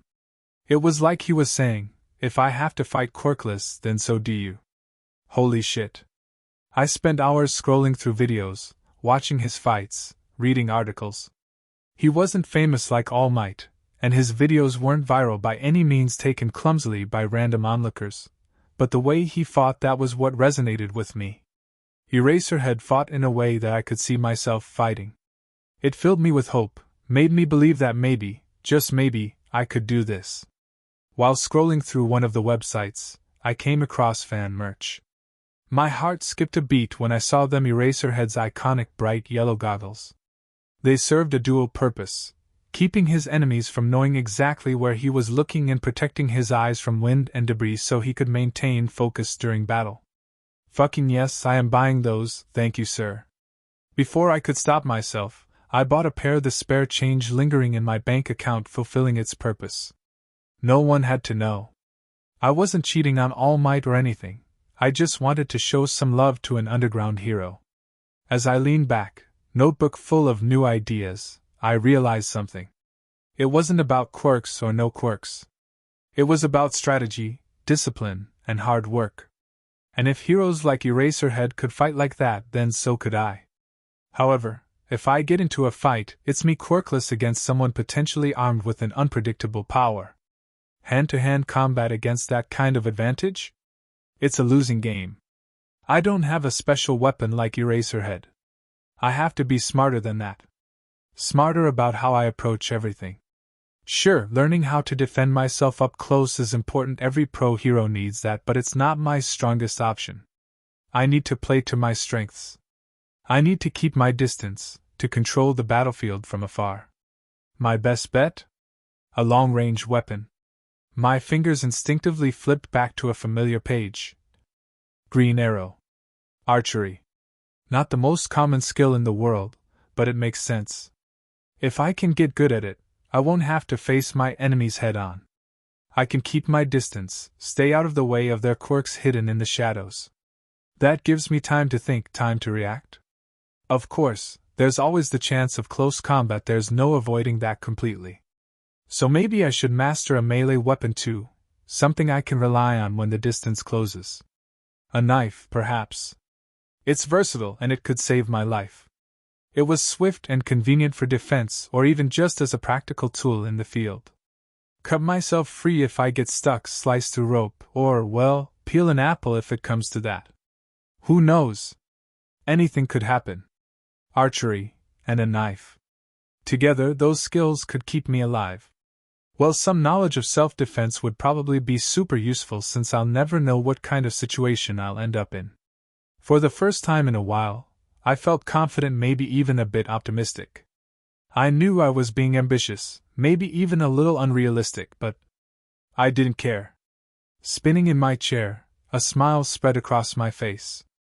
My mind started racing. What would my hero name be? What would my costume look like? Would I have a catchphrase?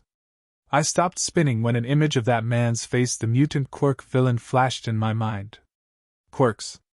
Discrimination? Without hesitation, I opened my laptop and typed in quirk discrimination. Millions of results appeared. I delved deep into forums, reading story after story of people who had been judged, cast out, and oppressed just because of the quirks they were born with or, in my case, the lack thereof. Thousands of experiences flooded my screen, accounts of heroes who abused their power, people falsely imprisoned for their quirk type, judged not by their actions but by what society feared about their abilities. My gut twisted, and I knew right then what kind of hero I was going to be. Izuku Midoriya, the hero who never turns his back on the ignored, the wrongly accused, the misjudged. To be that hero, I need to beat the odds. I need to defy everything stacked against me. I pushed my chair back, walked out into the living room, my heart still racing with newfound determination. It was late, the smell of dinner cooking filling the air as my mom moved around in the kitchen. "Mom! I want to sign up for an archery club."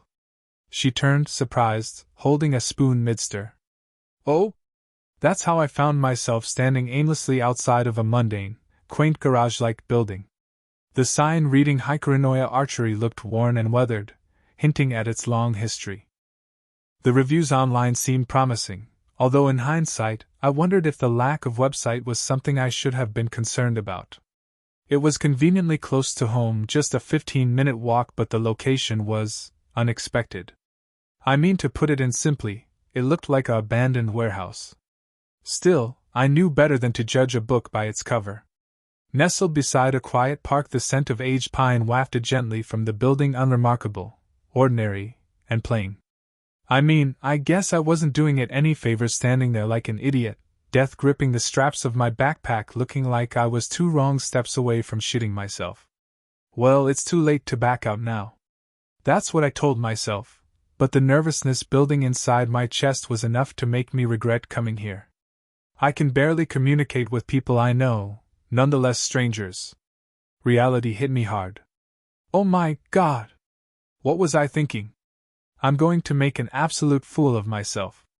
What if I shoot someone in the foot? What if I have absolutely no skill and I get shunned and blacklisted from every archery club in Japan?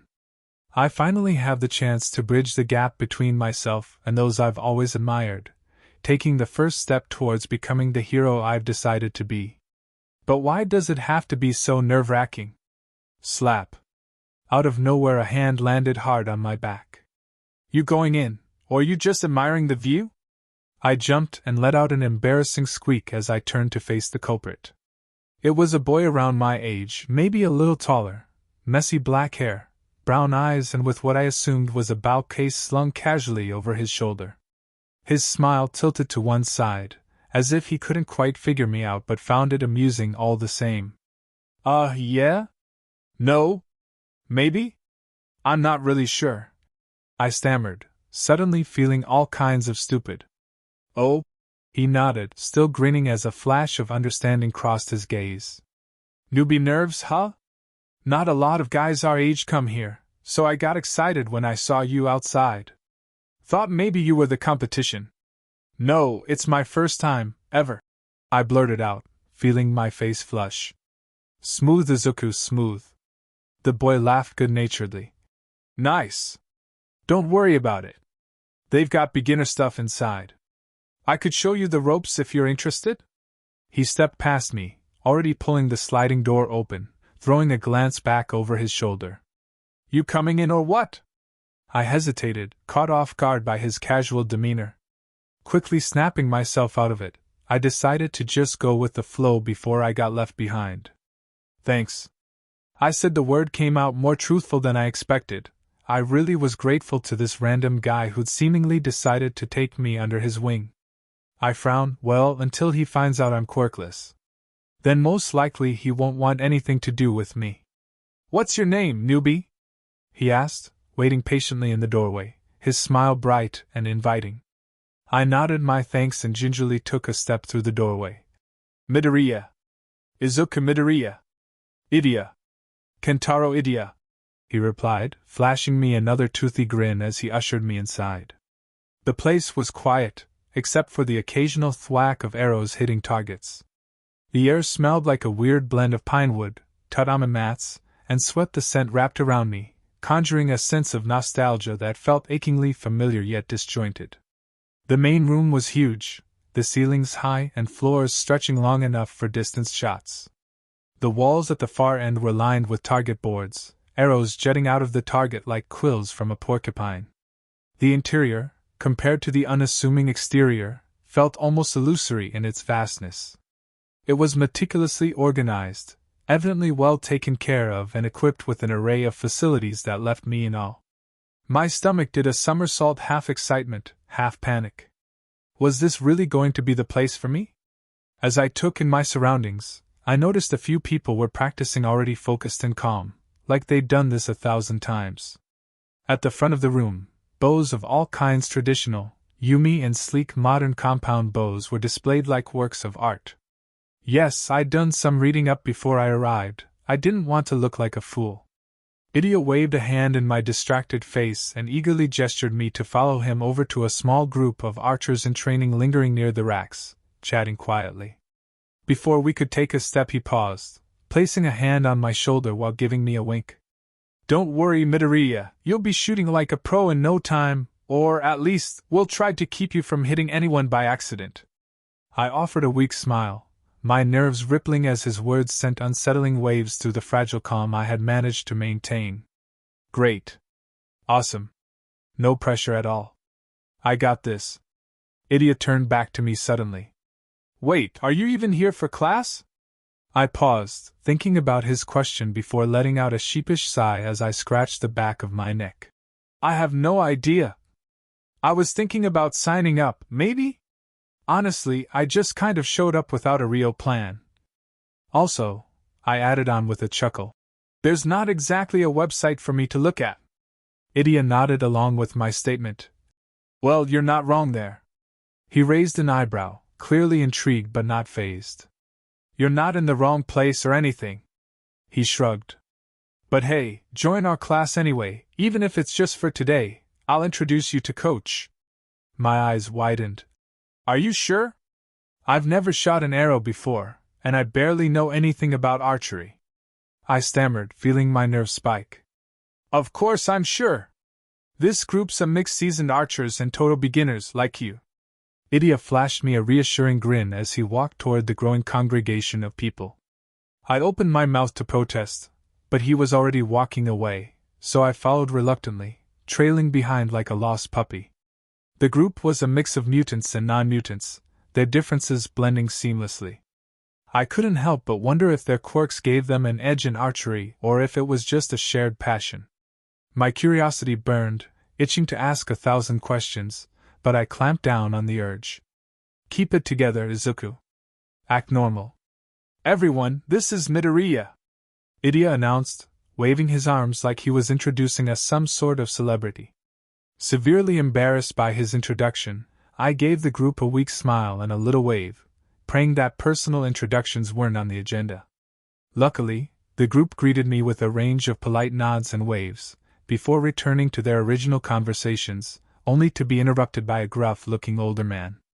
His face was intimidating, to say the least. All sharp angles and no-nonsense vibes. He had short graying hair accompanied by a beard and brown eyes that seemed to host a wealth of experience.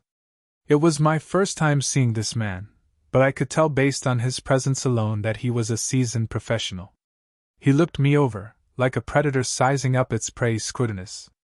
I fought the urge to shrink under his gaze, determined to pass the appraisal it suddenly felt like I was enduring. I opened my mouth to introduce myself, but before I could say a word, he grabbed my arm and gave it a little squeeze.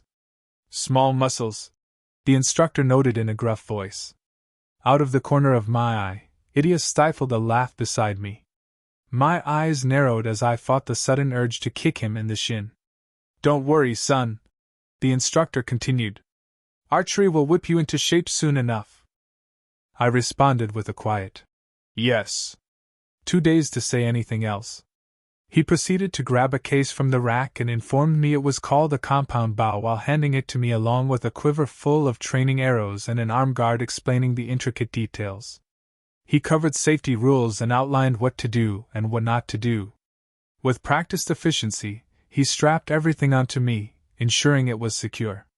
Given his intense aura, I expected him to be more serious about the process, but he was surprisingly gentle and motivating in his own, gruff way. That's why, despite his stern expression, I found myself feeling strangely reassured. The others had equipped their gear and moved on to their own respective spots like clockwork. ᴜᴚ was the only one who remained behind, waiting patiently for the instructor to finish giving me a crash course on everything archery. Once he was done, he gave me a cursory once-over, seemingly satisfied with his handiwork. "All right, kids, let's get to it. ᴜᴚ, you'll demonstrate," he instructed brusquely. "Sure thing, coach," ᴜᴚ replied while slipping me an encouraging thumbs up. He guided ᴜᴚ and me to a more secluded area for practice. "Today, I'll teach you how to shoot an arrow, no funny business, just the good old basics. Think you're up for it?" "Yes, sir," I responded quickly, nerves brimming under my skin. "Call me coach," he said and waved his hand. "Go ahead, ᴜᴚ." ᴜᴚ stepped forward, effortlessly knocking an arrow and drawing the string back. I watched in awe as his whole posture shifted. He was focused, calm. His eyes locked on a target halfway down the shooting range, making the bow look like an extension of his body. He drew the string back to the corner of his lip, his fingers steady and calm. All around us, the soft thwack of arrows hitting targets echoed through the space, a rhythmic backdrop that didn't seem to affect ᴜᴚ's precise movements. He was in the zone, even with me and the instructor watching. With a deep exhale, he released the arrow. It pierced through the air almost in slow motion with pinpoint accuracy, striking the target dead center. Thwack. Holy shit. ᴜᴚ relaxed his posture, the bow tilting as it dangled from the rope tied around his fingers. He turned and flashed me a grin. "Your turn now!" "No way," I whispered in amazement. "That was awesome, there's no way I could do that." "He's not as good as he looks," Coach muttered under his breath. "It's true," ᴜᴚ admitted with mock sorrow, wiping an imaginary tear. "I cheat." "Cheat?" I blinked, confused. "My quirkless," he explained, smiling like it was some inside joke. "When I activate it, any movable projectile I touch has almost 100% accuracy. I can hit whatever target I want." My mind short-circuited. "That's totally overpowered," I blurt, my excitement bursting through. "Can you influence the speed and force of the projectile? What if it's something faster than an arrow, like a bullet? Or even a rock? And what if your target is behind a wall? Can you make the projectiles weave in a designated path to hit the target? Do you actually have to see your target? If the target moves, does the projectile miss? But then again, maybe the target wouldn't even have enough time to outmaneuver it unless their quirk is some kind of hyperspeed ability." Whoa. Not as overpowered as you might think, man." ᴜᴚ laughed sheepishly, cutting my rambling short. "I wish it worked like that, but nah. I still have to actually learn how to use a weapon, hence." He gestured around the room. "Archery. My quirk doesn't control speed or force, it's just the aim that's perfect. So even though I've got aimbot's still gotta train. And as much as I'd love it if my quirk could, make the projectile change course midair no dice. There's no target lock feature. My quirk has limitations, so the more I practice, the better I get at, hitting my target. I absorbed the information like a dry sponge before finding myself thirsty for more information. So it's like starting a game off with only 50% accuracy. But the more you train and upgrade your skills, the more accuracy stats you get. So you could basically master any weapon? My mind bubbled with endless ideas and possibilities. ᴜᴚ was absolutely getting a 5-page-long analysis in my notebook. His brown eyes widened at my analysis as a smile burgeoned onto his face. Bingo, you're right on the money. Enough, sighed the instructor, cutting through our conversation with a weary tone. Midoriya, are you ready? Anxiety fluttered back to life in my stomach, but the atmosphere was calm, non-judgmental. I could mess this up entirely, and neither ᴜᴚ or Coach would hold it against me. They don't know I'm quirkless yet, after all. And they don't have to know, I told myself. As long as I can keep up. Yeah, I muttered determinedly. Please teach me how to shoot. Coach stepped closer as I raised my arms, adjusting my body into the right position. Remember how this feels, okay? I nodded. The bow felt heavy in my arms and I could tell my posture was weak in comparison to ᴜᴚ's, but he assured me that stance would get easier with practice. My legs were set apart at a comfortable distance, my non-dominant hand gripping the bow. Okay, Midoriya, you saw how ᴜᴚ released the arrow, correct? I nodded. He used this right? I said, pointing at the grip-shaped contraption hanging off the string of my bow. That's right, we call that a release aid. When you use a compound bow, instead of pulling back the string directly, this'll do it for us. He instructed me to pick it up. You'll notice a trigger position at the thumb. When you're ready to let her fly, you press down on that. I nodded dutifully, filing away the information for later use. Now I want you to pull back the string like you're about to shoot. Arms straining, I pull back the string before looking at Coach expectantly. Good, now where is your hand positioned right now? I looked over my right hand floating awkwardly next to my face. Next to my face? I answer unsurely. Correct and incorrect. Coach smirked. Your right hand should be anchored to a location on your face, not floating next to it. We call this an anchor point. This should be the position you return to every time you raise your bow. I moved my right hand to my face, placing my fist alongside my cheek, bowstring lightly grazing the corner of my mouth. Belatedly, I realized the strain in my arm had decreased. Technique really is something else. Perfect. Coach bestowed light praise on me. Depending on how you want to shoot your arrow, these positions can change. But for now we'll stick with the one you've got, don't forget it. Yes, Coach. He smiled in approval. Now for your last lesson before I let you at it. See this piece of string? He said while expertly tying a green-colored elastic rope around my thumb and index finger. This is for the aftermath, so your bow don't go flying out of your arms on accident, understand? I nodded once again, remembering how ᴜᴚ's bow seemed to dangle by his side after he took the shot. Well, if you think you're ready, go for it. Coach gestured toward the mat encouragingly. Remember, it's all in the mind. With a determined nod I set forward. I was ready to shoot my first arrow. Up on the mat, the atmosphere seemed to change. It was just me, my bow and the target. I understood why ᴜᴚ seemed entirely focused now. It was like my vision had streamlined into a single illuminated path. With a deep breath I knocked the arrow. Drawing the string back, I mentally went through the lessons I was taught. Positioning, arms, hands. The string resisted, straining against the pull, and my own muscles groaned in protest. But I held firm. I held my breath, focusing.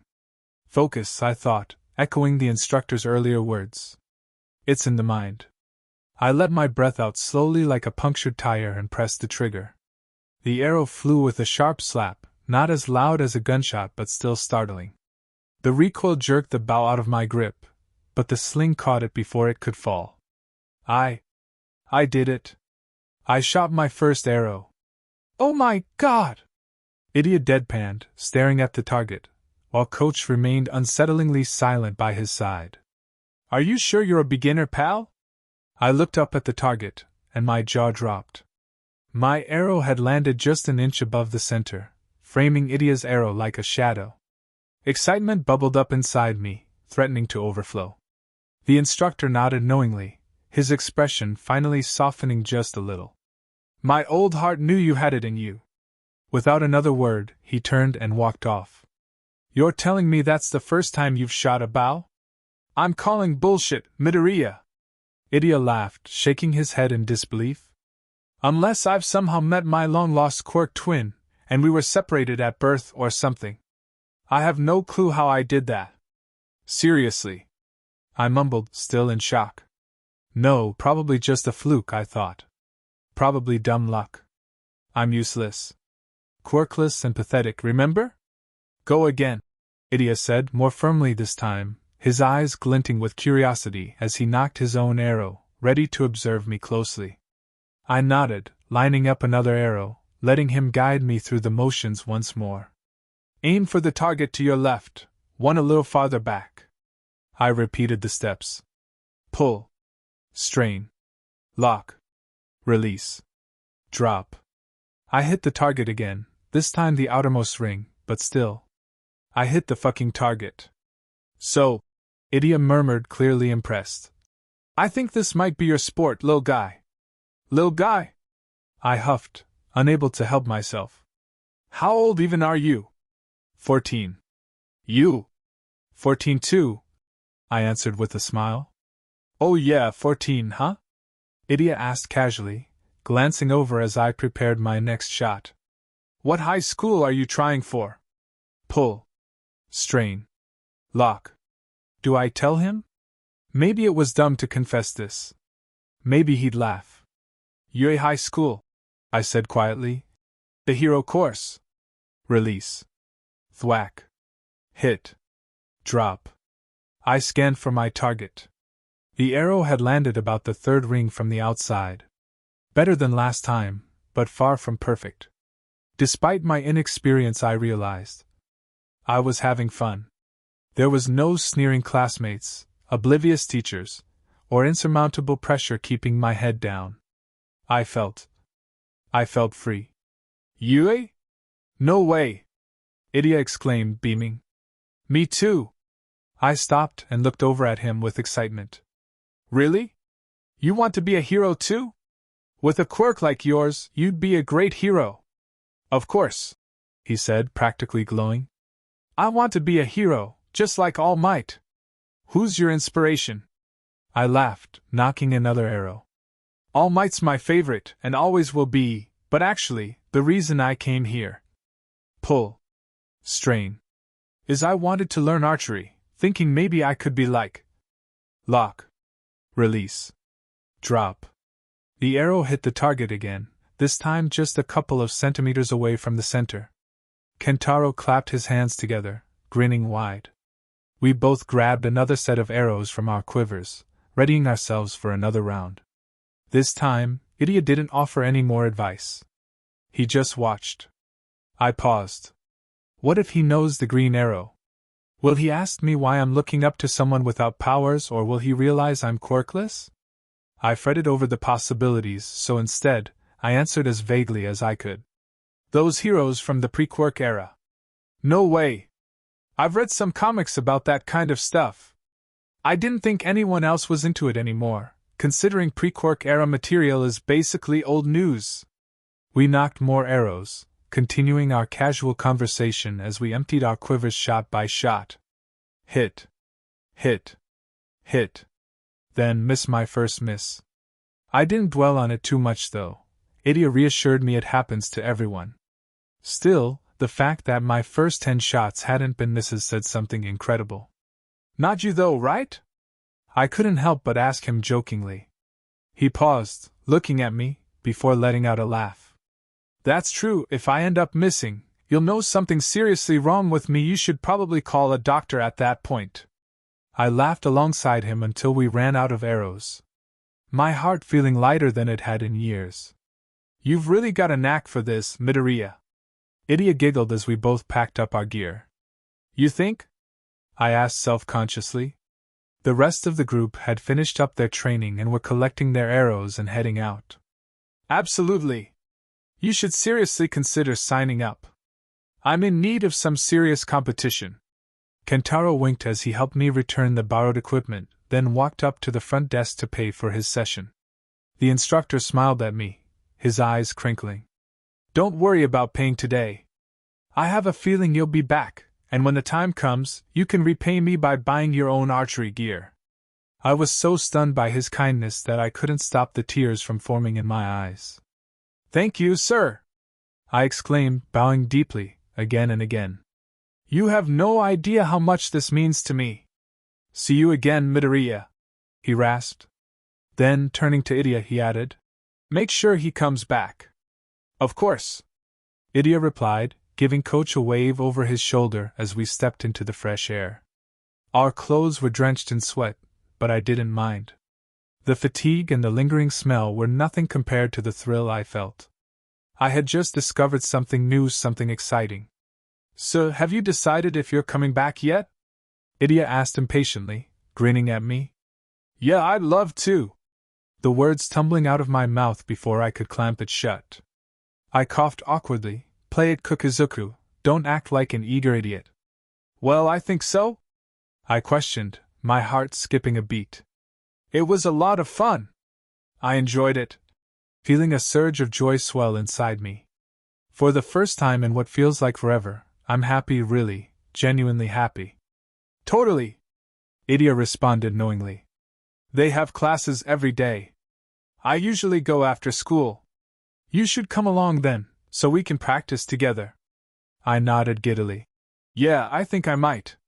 As we made our way to Dagoba Beach, I watched as the sun dipped low over the ocean, casting a golden glow across the horizon. The view is breathtaking, but the beach itself, not so much. Piles of trash litter the shore, ugly scars on an otherwise beautiful scene. We stand together in silence, watching the waves crash against the debris. I startled, turning towards ᴜᴱ. Do you even live this way? Haha, don't worry, I'm not following you home or anything. I actually just live up that way, he said while pointing to the right.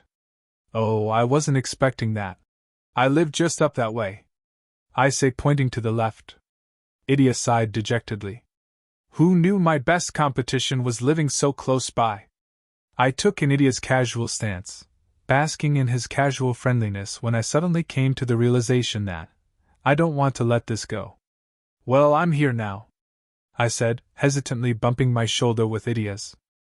Slinging an arm over my shoulder, he spoke in a low, threatening tone. Yeah, and you better be here to stay, punctuating his words by grinding his knuckles into my head. We laughed until the sea breeze whisked the sounds away, gazing at the tranquil sunset in comfortable silence. Someone should really clean this place up, ᴜᴱ says, breaking the quiet. You need machines for that, I say, scanning the heaps of rubbish. My eyes flick over tires, ropes, driftwood, even an entire fridge. I don't want to seem weak, but I mean, I can't lift a fridge. Maybe it could be good strength conditioning for us, ᴜᴱ suggests, his voice light and innocent. We both want to be heroes, right? Maybe we should clean the beach, give back to the community. Huh! I blurt, surprised. We could get stronger and make the beach look nice. Kill two birds with one stone. Besides, he adds, glancing around mischievously, we could even practice some unconventional target shooting with my bow here. Maybe with your own bow one day if we don't get caught, that is. I stopped to seriously consider his words. That actually sounds like a really good idea. You're a genius, ᴜᴱ. Moving different types of trash would be great for building all types of muscles. We could even spar. Would you be interested in sparring? I mean, you don't have to, but I think it'd be great. I mean, I've been hoping to do something close combat based anyway. He laughed, interrupting my crazed rambling, shaking his head. Kentaro. Call me Kentaro, Izuku. Oh, give me your phone. I'll put my number in. Kentaro. He wanted me to call him by his first name. He called me Izuku. When was the last time someone called me that, other than my mom? The only other person close to me calls me Deku. But hearing my name from Kentaro, it felt different.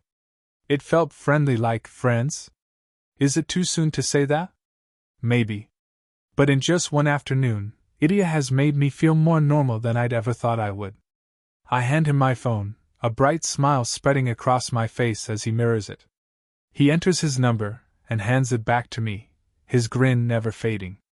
And yes, I'd be interested in sparring, he said teasingly. I blushed, waving my hands placatingly. Sorry, I get carried away sometimes.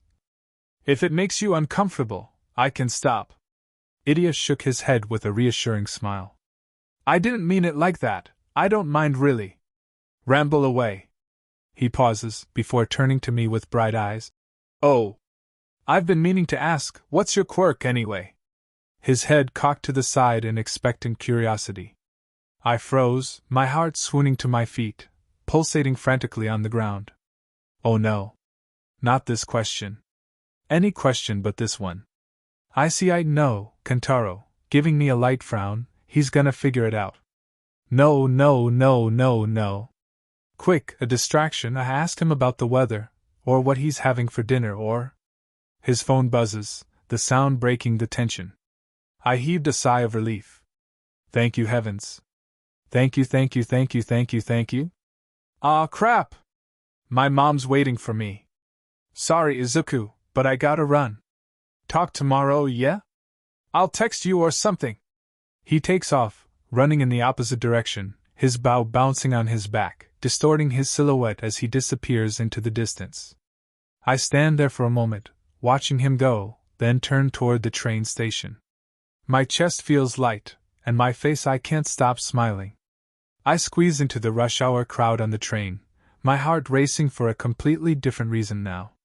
I have a fucking friend. My first real friend. How crazy does that sound? Quirkless Izuku Midoriya has his first friend after 10 years. The train doors slide open at my stop, and I squeeze past the commuters, practically skipping as I make my way home. The sight of my apartment building makes my heart leap, and I'm practically bursting with energy.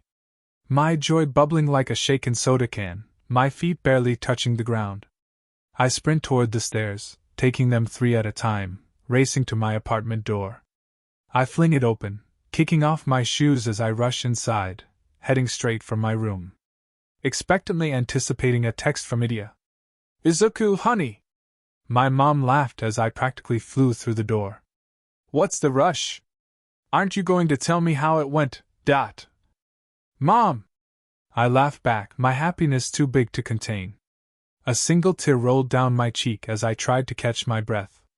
I made a friend today! I wiped the tear quickly, but the joy was still there, sparkling in my eyes. His name is Idia Kentaro. He goes to the same archery place I tried today. He's really cool, Mom. He likes All Might in comics, and he wants to be a hero at UE too. His quirk is called aimbot, it's incredible. He can hit any target he wants without even trying, and he dash. Whoa! My mom interrupted gently, laughing as she raised her hands to slow me down. That's amazing, honey. I'm so happy for you. Her eyes started to well up with tears too. I don't think I've seen you this happy in a long time. I'm so glad you had a good time, baby. She stepped forward and embraced me in a hug, her arms encasing my small frame, making me feel warm and tingly. I'm pretty good at archery too, Mom. I blurted out, unable to contain my excitement. Kentaro and Coach said I'm a natural. The instructor even let me practice for free because he thinks I'll keep coming back. He said I can repay him by going back and buying my own bow and gear, I mean, if you'll let me? I look up at her pleading and hopeful. You deserve this, Izuku, my mom said softly, her voice filled with pride and tenderness. But in the middle of all this happiness, a pang of doubt struck me. Do I really deserve this? Another thought stabbed at me. What happens when I tell Kentaro the truth? That I'm quirkless? Or Coach? Will he kick me out? Will Kentaro stop talking to me? It doesn't matter how well we clicked, or how well I exceeded at archery. Once they find out, I'll just be another quirkless nobody in their eyes, just like everyone else. "What's wrong, honey?" my mom asked, pulling back and placing her hands on my shoulders, voice gentle but full of concern. "Is something bothering you?" I shook my head quickly and stepped forward to hug her tightly, burying my face in her shoulder. "No, nothing's wrong. I can't wait to go back tomorrow." And that part wasn't a lie. I really couldn't wait. It had only been one day, and I was already hooked. The thrill of learning something new, the warmth of having a friend, a real friend, it was addicting. I wanted to hang on to that feeling, even if it meant lying. I felt the pain in my arms, muscles I never knew I had aching with exertion, but I welcomed the feeling. I couldn't stop smiling. No matter what happened tomorrow, for today, everything was perfect. And for now, that was enough. 2 weeks.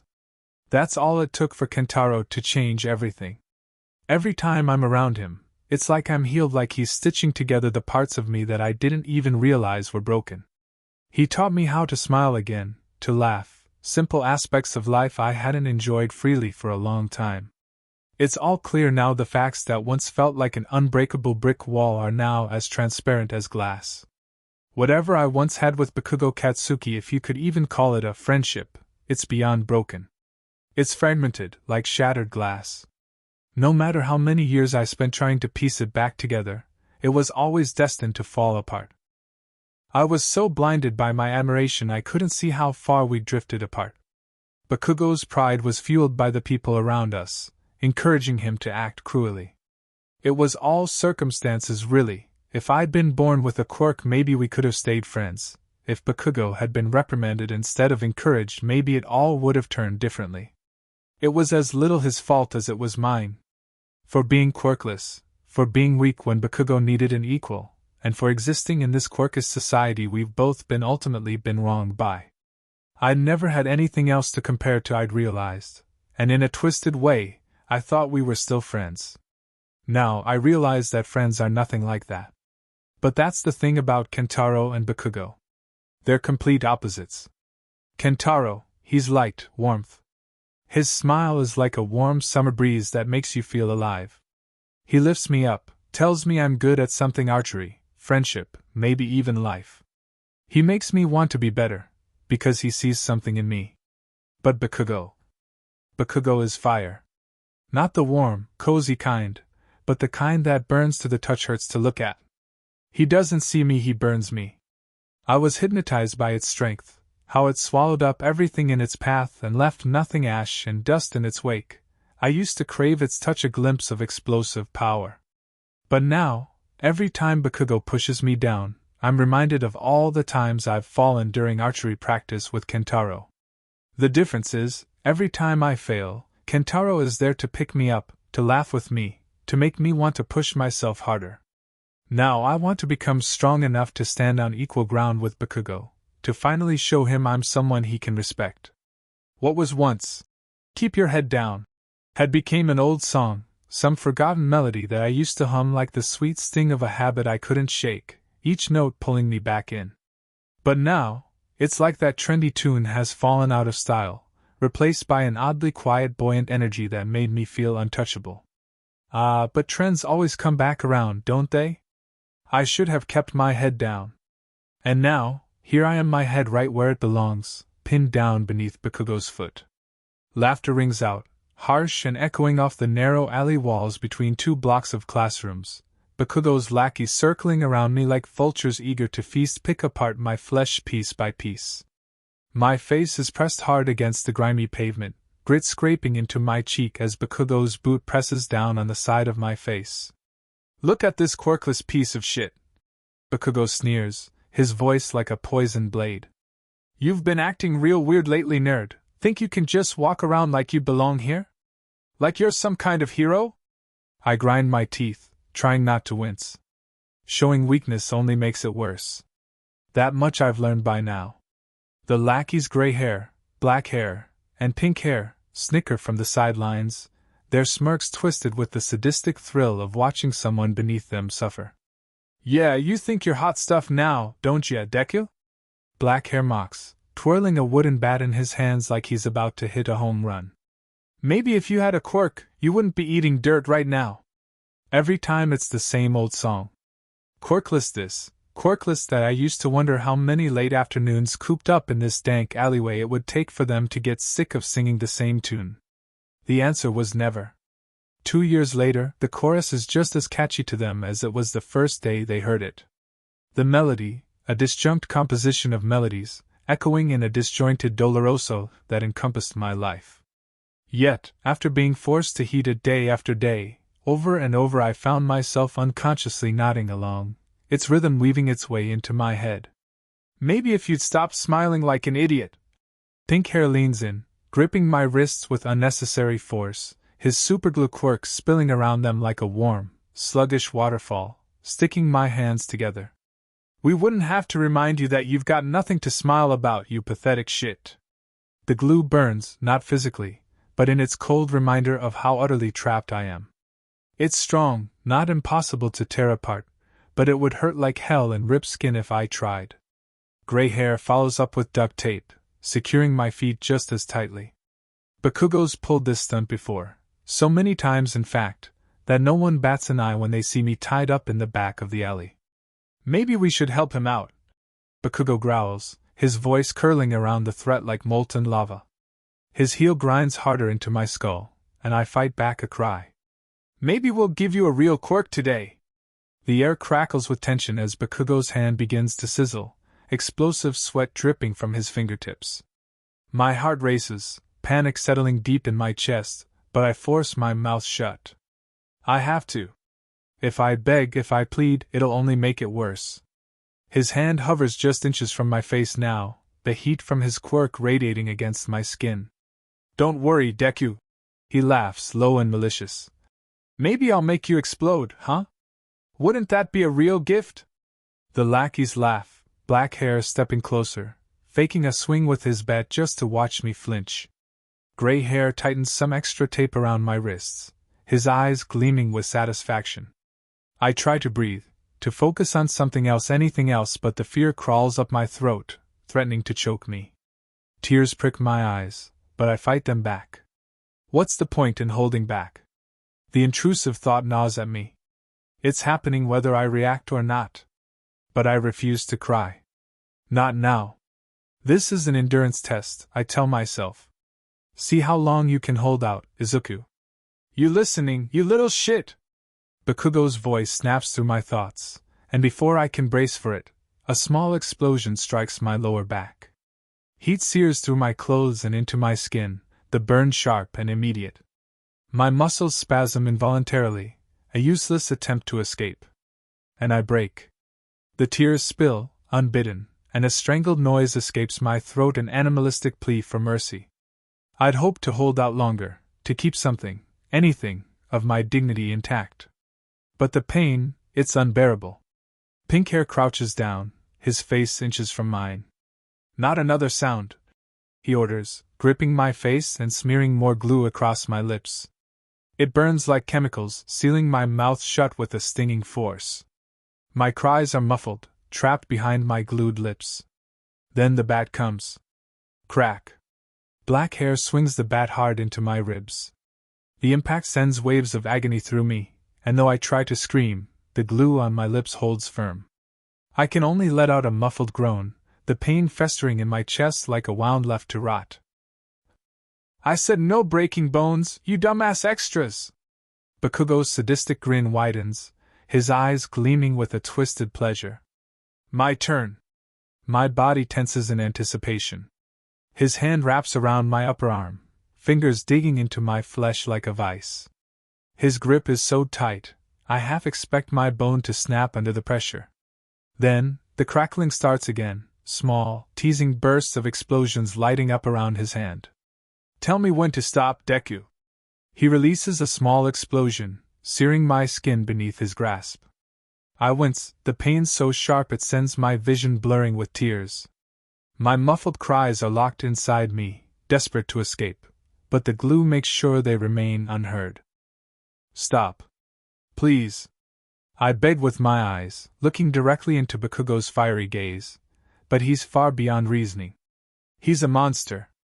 A demon wearing the face of the boy I once called a friend, a byproduct of the social fabric. His explosions grow more frequent, burning through the fabric of my sleeve until the skin beneath is raw, exposed. The pain is white-hot, a blazing inferno scorching my nerves.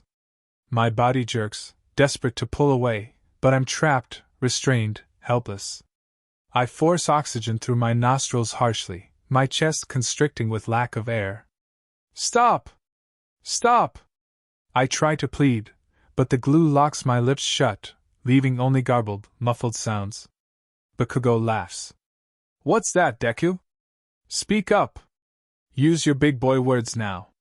The lackeys laugh, black hair swinging his bat in the air for effect while gray hair leans against the wall, a grotesque smile plastered on his face. He pinches his nipples mockingly, exaggerating a whimper. Oh, Kaken, please stop! It hurts me so badly. The group bursts into laughter again, except ᴡᴇʟᴜ, who glares at gray hair murderously. You want to be next, idiot? Gray hair flinches, shaking his head quickly in submission, but the damage is done. While they're distracted, I use the moment to rub my lips together, slowly prying apart the glue. It rips painfully at my skin, leaving behind the stinging taste of chemicals, but I manage to create enough space for my words. ᴡᴇʟᴜ's hand crackles again, his attention back on me. I flinch instinctively, my muscles spasming under the strain. Anything you want to add, Deku? ᴡᴇʟᴜ taunts, before unleashing a full explosion on my arm. At first I felt nothing. Then all I could feel was pain. It rips through my body like lightning, the smell of burnt fabric and flesh filling the air. My arm feels like it's on fire, no, worse than fire. Like 1,000 tiny molten needles piercing into my skin over and over and over until I can no longer register the pain, a serene, uncanny numbness overtaking my mind. The explosion leaves charred, blackened skin in its wake, and the blood pools under his fingers, sticky and dark. I cry out, the sound tearing through the cracks in the glue. Please! Stop! Stop, stop, stop! My voice is hoarse, barely above a whisper, but the desperation is there, raw and broken. My body trembles uncontrollably, sweaty and cold. I'm sorry! I'm sorry, please! Why am I apologizing? The thought lingers, bitter and hollow. What did I even do? The explosions continue, each one leaving behind more damage, more pain. I can't tell where the burns end and my skin begins anymore. Everything is a blur of agony, my mind a whirlwind of terror and confusion. The world spins, and the bow rises in my throat as I choke on the overwhelming nausea. The last explosion is the worst, a blast so powerful it knocks the breath from my lungs. My vision goes white, spots dancing behind my eyelids as the pain consumes me whole. I don't know how much longer I can endure this.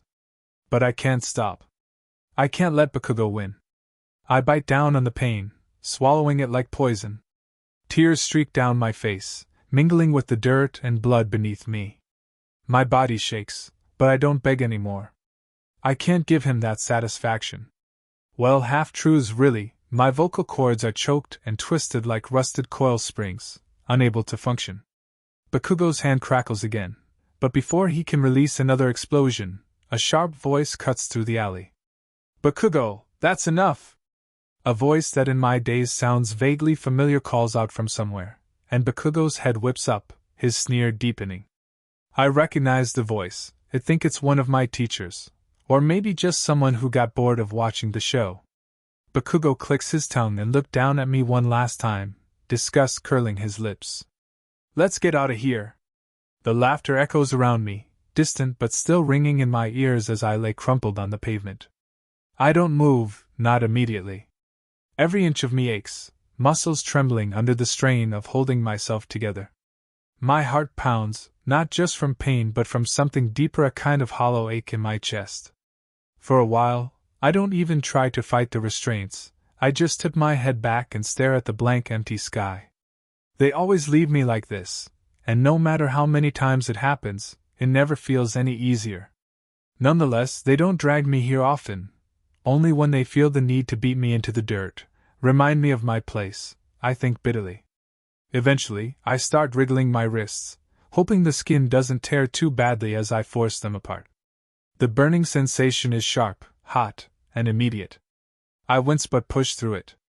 My wrists burst free, the sensation of release almost making me collapse again. One small victory. The pain dims just a little, now that my hands are free. My legs are next, and I pull at the tape around my ankles, working it loose with the last reserves of strength I have. I touch my face, fingers brushing over the tacky remnants of glue around my lips. With each rub, I scrape away another layer, though my skin stings as the adhesive peels off. Finally, I breathe fully again. I look down at my arm, my sleeve hanging in tatters, and I see it. Blood, smeared and dripping down onto the black fabric of my uniform, pooling in the folds. The sleeve of my shirt hides some of it, but the exposed skin is raw, blistered, and red, a stark contrast from my pale skin. Shit, it looks worse than usual. Damn it.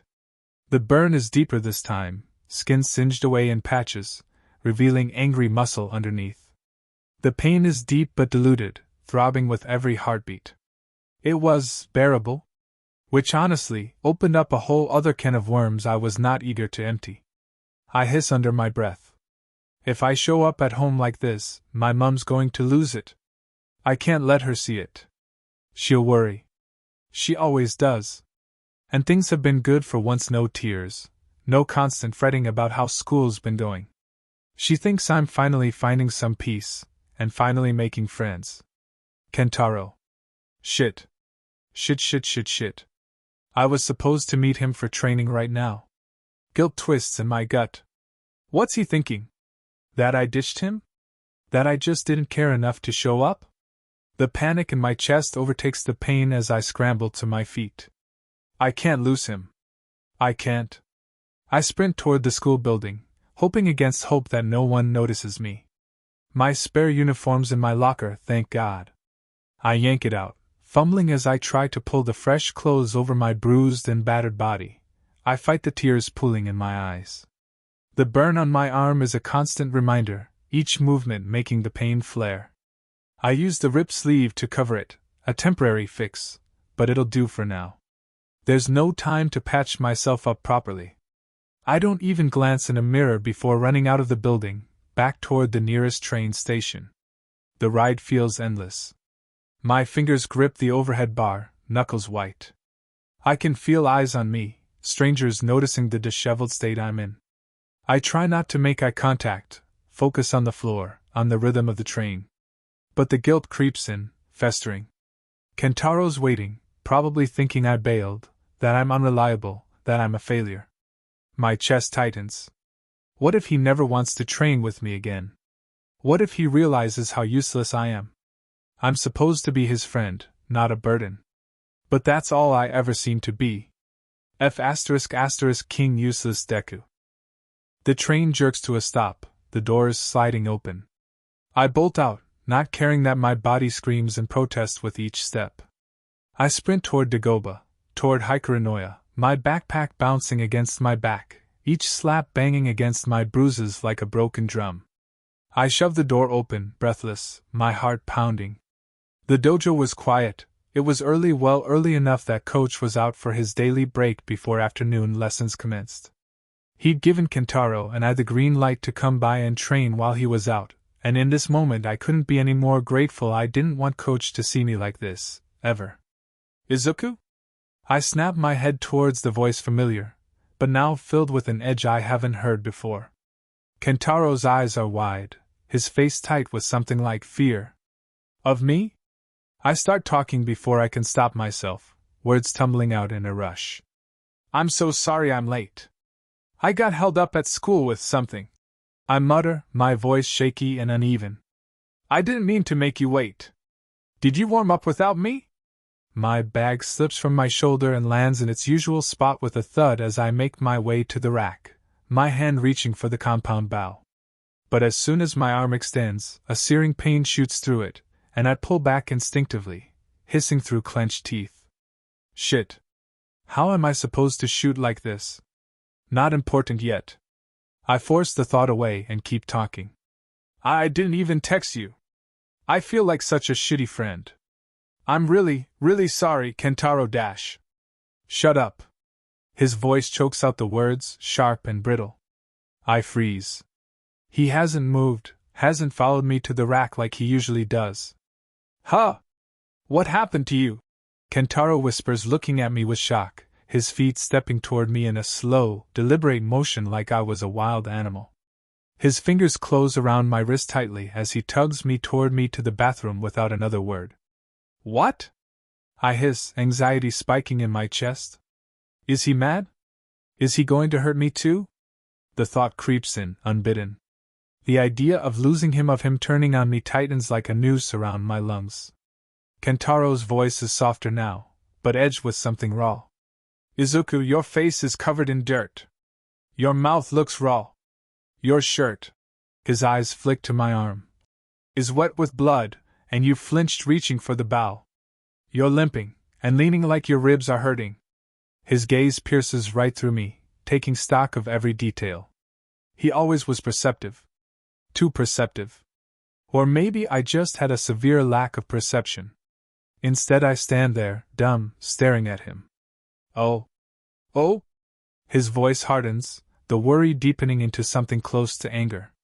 That's all you've got to say? No real explanation, just oh? I swallow. I'm sorry. Shut it.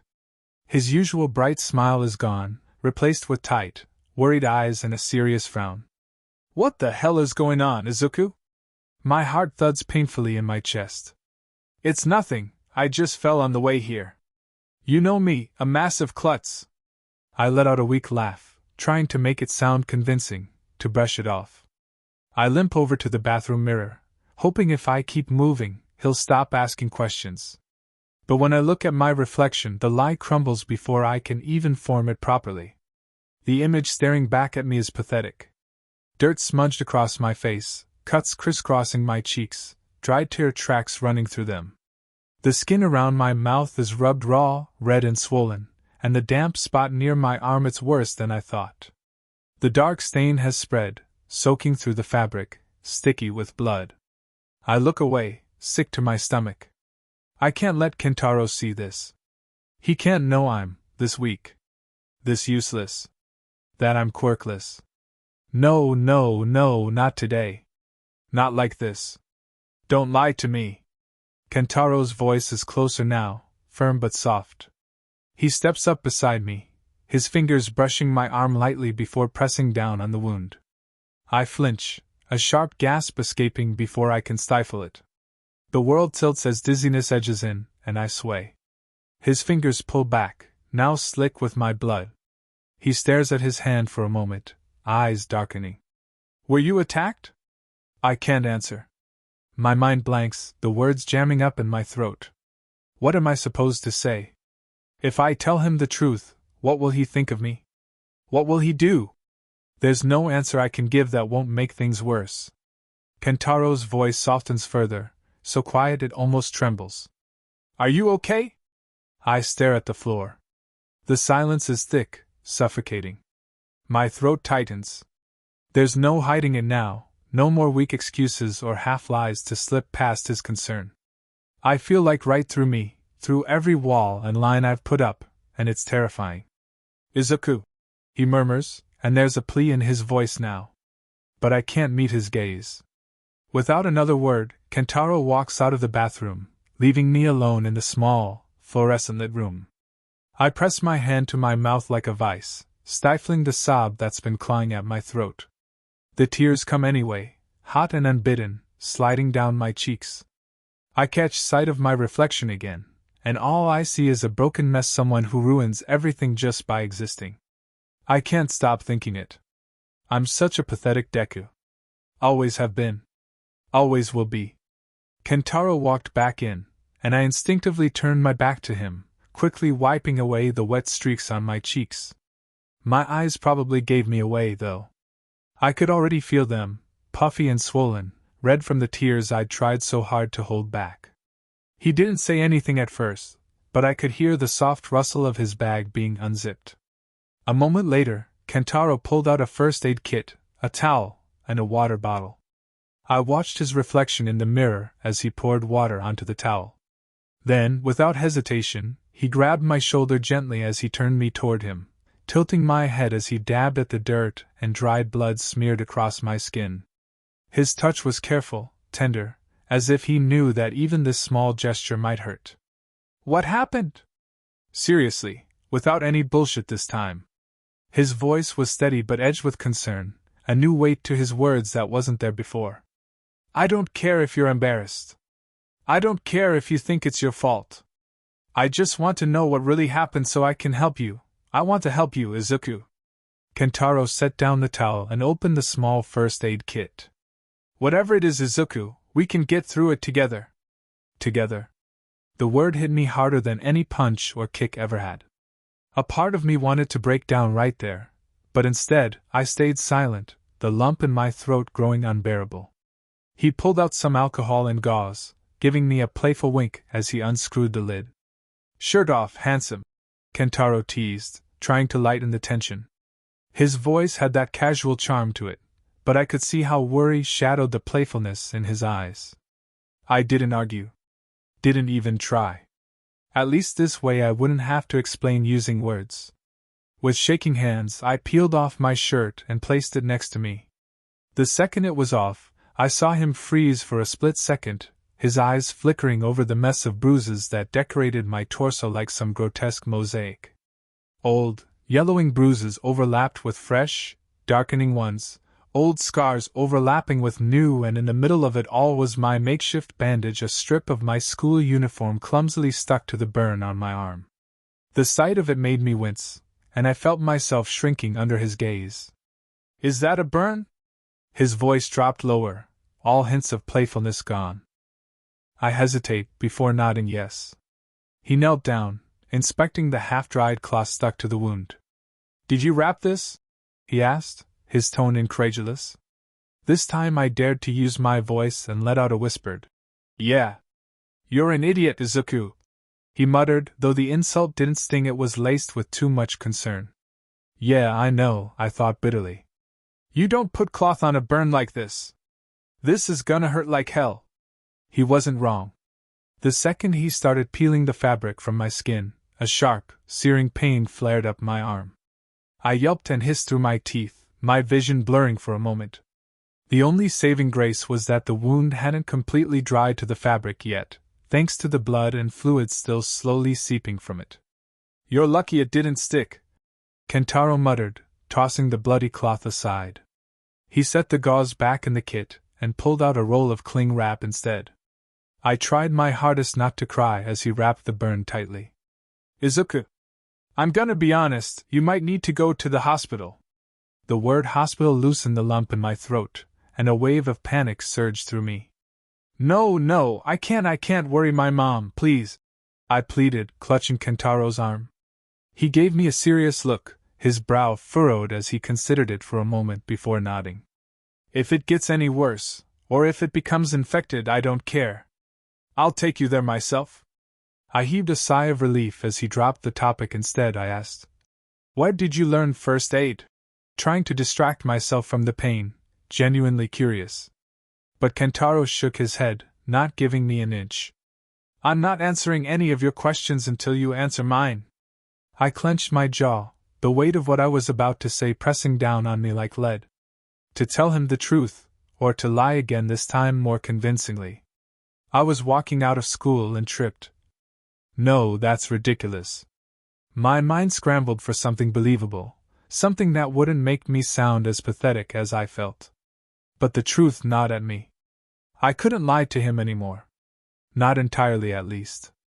I'll come clean about the bullying. That's okay, it's not like I can find an excuse large enough to cover my injuries anyway. Don't let him find out why. Don't let him find out you're quirkless. You can't tell anyone, I mumbled, my voice barely above a whisper. This is it.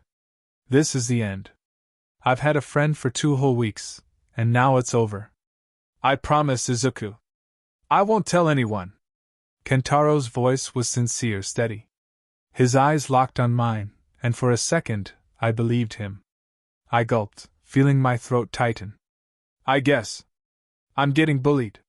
Kentaro's brows furrowed, and I could see him trying to process it. These These don't look like schoolyard bruises, dude. This looks more like some psycho took a hot iron to your skin and left permanent scars on you type of injuries. No. It's this guy, Bakugo. We were really close when we were kids. But he's different. He's strong. His quirk, explosion, it's dash. I swallowed, the words getting stuck. He's destined to be a powerful hero. Bakugo. Kentaro said the name slowly, as if tasting it for the first time. His eyes darkened, his fists clenched at his sides. Sounds like the name of a future mass murderer, not a pro-hero. I couldn't help it. The laugh that escaped me was half hysterical, half broken. How had it come to this? My childhood friend, the one I'd admired, turned into my relentless middle school bully. He wasn't always like this, you know. We used to play together as kids, geek out over All Might and hang out at each other's houses. I bit my lip painfully as I fought the tears that threatened to overflow. It wasn't until his quirk came in that his attitude changed. He'd pick on kids smaller than him and show off his quirk. Imagine how he felt when the smallest of them all. I gestured loosely to myself. Izuku Midoriya dared to stand up against him. I choked out a laugh, fiddling with the loose strands of my pants. He wasn't a fan, that's for sure. The bathroom was quiet, the only sound a solid incessant drip of water that echoed off the walls. I glanced up at Kentaro only to find his face twisted in despair as he gazed at me. My heart squeezed under his probing gaze. I lost the growing battle against my tears. Kentaro's eyes searched mine, encouraging me to go on. The words poured out of me, unstoppable and overwhelming. That's when it started. Bakugo couldn't stand the idea of someone weak and useless like me challenging his authority, so he'd make sure I knew where my place was. I thought he'd grow out of it, really. I frowned. But it only got worse the older we got, not to mention the day I was diagnosed quirk dash. I froze. Quirkless? Kentaro's voice cut through my words like a blade, sharp and stunned. Shit. Fuck. What have I done? I got carried away. Now I've fucking done it. The world seemed to stop, my heart pounding so loud in my ears it drowned out the silence. I could feel the terror clawing at my chest, spreading like wildfire. The fear must have shone in my eyes. Kentaro saw. Of course he did. He always saw through me. It was over. The fear, the shame, it pressed down on me, making it hard to breathe. My breaths came in quiet wheezes as I tried to fight the slow, constricting feeling in my chest. My secret was out. This friendship, whatever it had been, was over. Hey Dash! Kentaro would turn away in disgust and resent every minute he spent knowing me. The thought made my heart splinter painfully, my vision fading in and out like an unfocused lens. Dash! This was it. My worst nightmare. Stupid Deku. How could you let him find out? Useless, useless, useless, useless, useless. Izuku. Kentaro's voice broke through the haze, firm but surprisingly gentle. His hand gripped my leg, grounding me while his other hand encased mine over his chest. I had fallen to the floor. I didn't even realize. I need you to breathe with me, Izuku. Can you do that? Focusing on the rise and fall of Kentaro's chest, I gulped in short puffs of oxygen until the buzzing in my mind settled to a quiet hum and breathing returned to second nature. I looked up at him, expecting to see the same disgust, the same pity everyone else gave me when they found out. But it wasn't there. Instead, his face, albeit weary, gave me a disbelieving glare. You think I give a shit about the strength of a person's quirk, or in your case, the lack thereof? His grip tightened, and his voice, while steady, was laced with a fierce determination. I don't care that you're quirkless. I blinked at him, unable to process the words. His face was unwavering, and for the first time in what felt like forever, someone wasn't looking at me like I was broken. You're amazing, man. Seriously. You're basically a pro with a bow, and it's only been, 2 weeks? You're one of the most talented archers I've ever seen, and you're only starting out. Your potential is just going to grow from here. I shook my head, fighting back tears that threatened to spill. You don't mean that! My voice broke, the weight of my own self-loathing pushing me further into the pit I was trying to claw my way out of. I know you'll ditch me now, like everyone else. The tears fell, hot and unchecked. I couldn't hold them back anymore. I'd fucked everything up. Kentaro's eyes flashed with frustration. Are you even listening to me, Izuku? His voice took on a sharper edge. I said I don't care. Who's been telling you all this shit? Bakugo? He shook his head, his anger barely restrained. I swear, I'll beat that bastard to a pulp. I'll swear on my mama's life. A laugh broke from my chest, short, bitter, and unexpected. I didn't know why I was laughing, but I was. Maybe because it was absurd. Maybe because for the first time in a long time, someone actually cared enough to defend me. Kentaro's eyebrows shot up. What? You think I'm joking? I shook my head, still chuckling despite the tears. No, I just dash. I couldn't even find the words. You really think you can beat him up? Damn right I can. But what I don't get is why the hell you're putting that asshole on a pedestal. He leaned closer, his voice full of disbelief. You really think that's what a hero looks like? Some jerk who beats his old friend until he can barely stand. I flinched at his words. I knew they were true. But he's so much stronger than me. You haven't seen him like I have. I muttered, staring down at the floor, my voice barely above a whisper. I don't have to see him to know that from looking at you right now, you're for a fact going to be a better hero than him. Kentaro's voice was steady, confident, like it was the simplest truth in the world. I stared at him, dumbfounded. He knew. He knew I was quirkless. And he still believed I could be a hero. You can't honestly think I can be a hero with no quirk. I whispered, still too afraid to hope. If you do, you're the first person to ever think that, Kentaro. I forced myself to stand up straighter, wiping the stray tears from my face as I shrugged my uniform shirt back on. It scraped lightly over the burn wound on my arm, and I winced at the sting, but it was a welcome distraction from the turmoil in my head. I know you'll find a way, Kentaro said without hesitation. His tone was resolute, like he was stating a fact, not offering empty comfort. Green Arrow, right? He's quirkless in theory. I blinked at him, incredulous. He's also, in theory, fictional. Kentaro flashed a grin, shrugging. All heroes were once fictional. With that, he zipped up his bag, slinging it over his shoulder as if the conversation had ended. I stood there, still reeling, still trying to process everything. He gestured for me to follow him, and I did, wordlessly trailing behind. We stepped out of the bathroom together. The fluorescent lights of the hallway felt too bright, too harsh after the intensity of our talk. Kentaro kept glancing over at me, not in pity, but like he was watching my back, protecting me from an invisible weight that had pressed on me for too long. You really don't have to stick around, I murmured, reaching for my gear from the rack. I flinched as my body protested the movement. Don't even think about it, idiot. Kentaro rolled his eyes, snatching my bag from me. Besides, after all this, I'm starving. Let's just get ice cream or something. Are you sure? I hesitated, the familiar feeling of being a burden creeping in again. I don't want to interrupt your training. He glanced at me, an exasperated but fond smile tugging at his lips. Shut it. I don't want to hear that. I'm hungry now.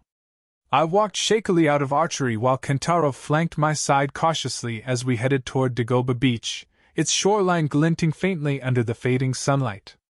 Last week, we tried to clear out some trash from the beach. That didn't go so well. Turned out we were both too scrawny to lift most of the junk there. So instead, we stuck to smaller things, creating makeshift obstacle courses out of the random debris, racing through them like idiots. It was fun. It reminded me of when Bakugo and I used to play heroes as kids, except this time, I didn't have to be anyone's sidekick. We took a sharp turn, our feet guiding us toward the boardwalk. A few shops still glowed with soft light, open for the evening. Kentaro filled the air with casual chatter, talking about hero news, UE prospects, just stuff. I listened, adding a comment here and there, but my mind was elsewhere. Familiarity tugged at me as we passed an alley. My feet froze before I could stop them. You good, bro? Kentaro's voice cut through the haze, his brow furrowed as he glanced between me and the alleyway. I forced a laugh, though it came out shaky. Yeah, just when I was 10, some weird bird guy tried to recruit me into a cult here. Kentaro blinked, caught off guard. Wait, what? I couldn't help but laugh as a look of absolute confusion washed over him. Yeah. I exhaled slowly, trying to shake off the memory. Bakugo and his lackeys were chasing me, so I ducked into that alley to get away. Ran smack into this guy with a creepy bird mask. He looked at me and was like, "Gross, kid, get off me. God, I hate filth." The confusion on Kentaro's face didn't reside, but he dropped a comment about weird dudes in alleyways that made me snort. It gets weirder. I continued, glancing back at the alley as the memory played out. He looked at me, and without me saying a word, he just goes, "You're quirkless." Like deadpan. Then he flicked his hand at me, like I was some kind of specimen, and said, "Bullies?" What the hell? Kentaro's face twisted. Was he some sort of psychic? I thought the same thing. Then, he said, and I'll never forget this, if you ever need a place, the Yakuza will take you in. Quirklessness is the cure to this illness plaguing the world. Then he just left. Like, it was the most normal thing to say. Kentaro shook his head, trying to process it. Has to be the weirdest piece of lore I've ever heard.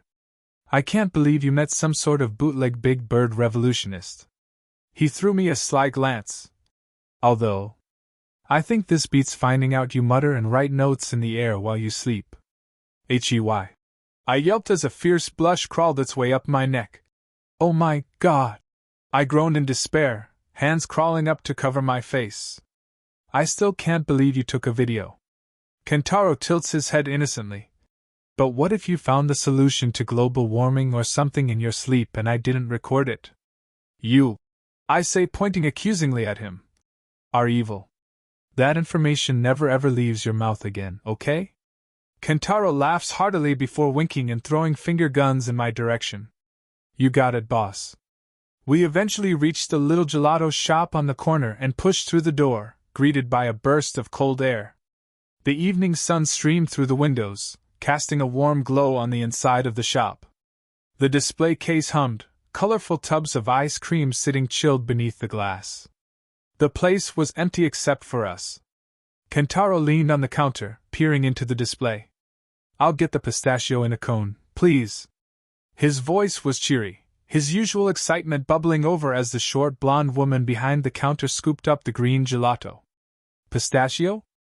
I raised an eyebrow. I'd never tried it before. It's the best, bro. Kentaro grinned, grabbing his cone. He took a big lick, then pointed at me. You should try it. I chuckled. Nah, man. I already know what I want. I stepped up to the counter, giving the lady my order with a smile. 2 scoops of chocolate brownie and salted caramel in a cup, please. Kentaro shot me a look deadpan. Is that All Might's combo? I grinned, paying for my ice cream. Sure is. He shook his head, teasing. Get original, fanboy. We walked over to a booth by the window, the setting sun casting a soft orange hue over the room. I watched as Kentaro dug into his pistachio cone with that same enthusiasm he had for everything, his eyes bright and his smile wide. He leaned back in his chair, casually licking the ice cream, and I couldn't help but notice the way the light hit his face, softening his sharp features. His eyes flicked to mine, catching me staring. I quickly shoveled a spoonful of my own ice cream into my mouth, trying to act casual. So, pistachio, huh? Still seems like a weird choice. He leaned forward, a teasing smirk on his lips. Says the guy who orders All Might's combo like it's a personality trait. Hey, I said indignantly. All Might knows what's good. Kentaro's foot nudged mine under the table. Yeah, but I know better. One day I'll convert you. I laughed, feeling the warmth of the moment settle between us. It was easy, being around him like this. Comfortable. Maybe too comfortable. I wasn't used to someone being this close, this supportive. It felt like a lucid dream. I ducked my head, shoving another spoonful of ice cream into my mouth. Kentaro grinned at me, eyes bright. Hey, don't let Bakugo or anyone else get to you, alright? They don't see what I see. And just like that, the light, teasing moment turned serious. His voice had softened, but it was still Kentaro's strong, unwavering, like he believed in me even when I couldn't. I felt my throat tighten again. I glanced at him, meeting his gaze, and nodded. Thanks. Kentaro smiled, and for once, I let myself believe it. Even if just for a moment. Hey Izuku. Kentaro tilts his head, a grin lighting up his face. What kind of hero do you want to be? That question one I'd asked myself 1,000 times before felt different now. I'd been thinking about it a lot lately, and not in the same way I used to. My views on hero society, on justice itself, had been reshaped by everything I'd seen. I couldn't stop thinking about the blue dog man, the desperation in his eyes when he begged for help. It haunted me. And All Might, well, I thought about him too, but in a different way now. I used to want to be a hero who saved people with a smile. I began, the words coming out almost mechanically, like they were stuck on repeat from my childhood. It's what I'd always said, what I'd always believed. I forced a nervous laugh. I still do, I guess, but honestly, I think. I paused, letting out a breath, feeling the weight of everything I'd been carrying. I think I'd rather be a hero who gives a voice to the people who aren't heard. Who gives hope to those who feel hopeless. I realized I was on the verge of ranting and pulled back, heat rising in my cheeks. Sorry, I got a bit carried away. What about you?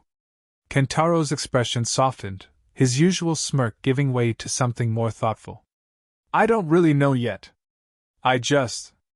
I know I need to be a hero. I want it more than anything. His voice wavered slightly, and for a second, he looked almost vulnerable. I think I want to be a hero everyone thinks is cool, you know? Like the kind of guy people look at and say, he's pretty sick.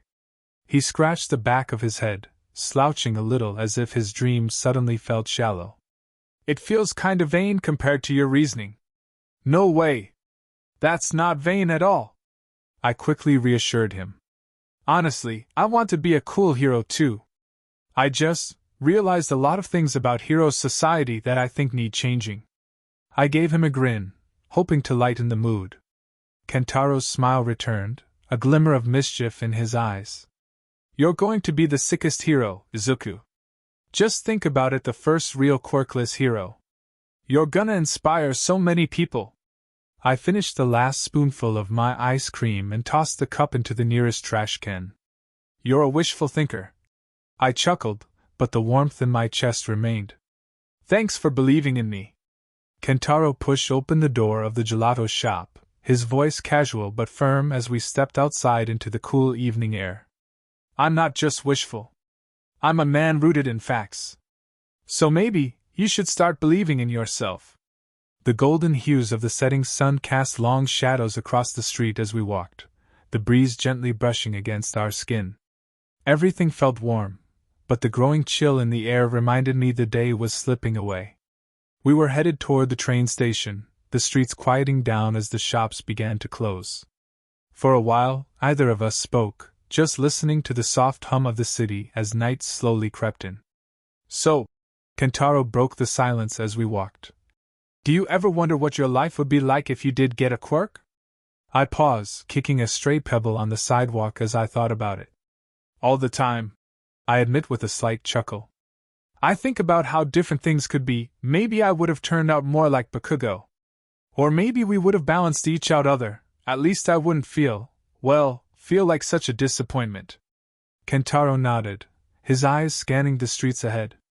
But at the same time, maybe it wouldn't have made you know? Like, I dunno, if you'd gotten a quirk, maybe you wouldn't be as driven or thoughtful. Maybe you wouldn't care as much about the people around you. I guess you're right, I say, rubbing the back of my neck. It's kind of shaped who I am. Being quirkless made me think more about what being a hero really means beyond just flashy powers. We continued walking, the rhythm of our footsteps almost syncing up as we approached the train station. But, I added with a grin, if I did have a quirk, it would probably be something super boring. Like, I don't know, growing extra hair or making plants bloom. Kentaro laughed, shaking his head. Nah, you'd have something cool. Like maybe you'd have the power to predict danger or something. You're already great at anticipating things. Haha, you think so? I like the idea of that. I say, a bit sheepish. Something that could help people before they even realize they need help. We walked quietly for a few minutes, the sunset igniting the sky in deep oranges before Kentaro's voice perked up again. Did you ever feel like angry towards people with quirks? He asked, innocent curiosity lacing his tone. I looked at Kentaro from the corner of my eye, but his eyes were focused forward, so I shrugged and answered honestly. Hating someone for having a quirk is no different from hating someone who doesn't. I don't want to be a hypocrite, they're the type of people I dislike most. Wow. Kentaro stopped walking and turned to fully look at me, eyes glittering. You might just be the most heroic person I've ever met. I blushed deeply at his words and pointedly turned my head so he couldn't see. I'm not that awesome. Kentaro just laughed at my response, starting up his casual pace again. Okay, last one. Do you ever think about what modern society would look like if quirks never existed? It was an interesting thought, one I hadn't really considered in depth. I mulled it over for a moment. Honestly, I think people would still find ways to divide themselves.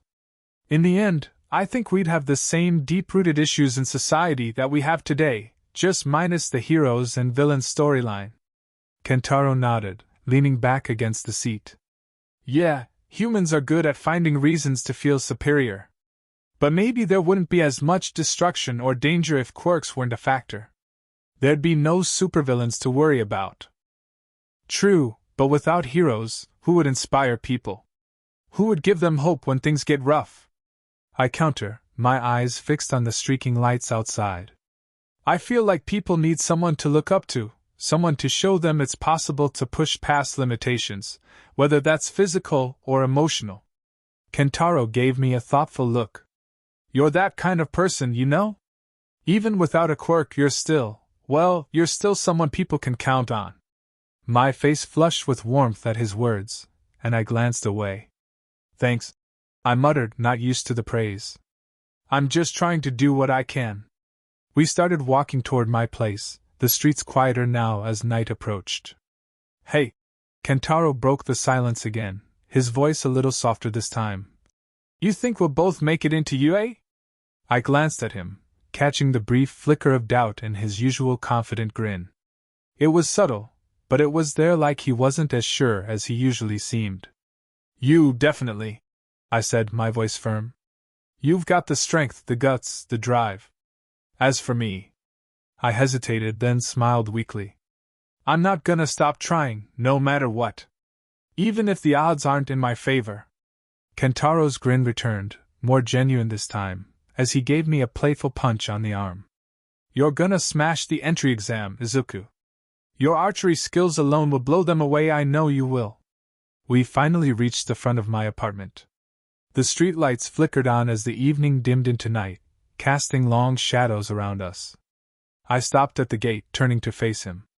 Thanks for hanging out today, I said quietly. It really helped, more than you know. Anytime, man. Kentaro shrugged, giving me that lopsided half-smile I was getting used to. And seriously, next time someone's beating you up, you better let me know. Or better yet, don't get beat up. That'd be way easier for both of us. He chuckled, but his eyes were serious. But if you do, please tell me. I don't care if I can't help. I just dash. He paused, his voice softening. I want to be there for you. Always. His words hit harder than I expected, my chest tightening. I nodded, too choked up to respond properly, as he put a fist to my chest and let it hang there before turning away with a wave. Then something clicked in my head. Wait. Why did he come all the way here? He lives on the other side of the train station? Kentaro? I called out, a sudden realization making my heart skip a beat. Why'd you come this way? He stopped, scratching the back of his head awkwardly before turning halfway toward me. I thought I'd walk you home. You know, in case Bakugo or someone else tried something. My stomach twisted, shame bubbling up inside me. He knows now. He knows I'm too weak, too useless to even walk home alone. Before I could spiral deeper, Kentaro chuckled warmly. I might not be much help, but I figure if we're together, we could give Bakusol a run for his money. He winked, then added with a softer grin. And if we can't, well, at least we can both get beat up together. Losing's easier when it's not just you, right? My breath caught in my throat. This guy. I didn't know what I'd done to deserve someone like Kentaro in my life, but I was grateful in a way I couldn't quite put into words. Hey, I fumbled, nervously scratching the back of my neck, my eyes glued to the ground. I wanted to thank him, but I didn't know how. Do you maybe want to watch some hero movies? Like, Spider-Man? It's a pre-Quirk era movie, but it's pretty cool. I can make some popcorn. Only if you want to, though. No pressure. If you're busy, that's totally fine. Kentaro's grin widened, eyes gleaming under the streetlight. Yeah, obviously I want to do that, he said, turning back toward me. He strode confidently toward my front door, throwing a playful wink over his shoulder. Besides, I kinda want to meet your mom.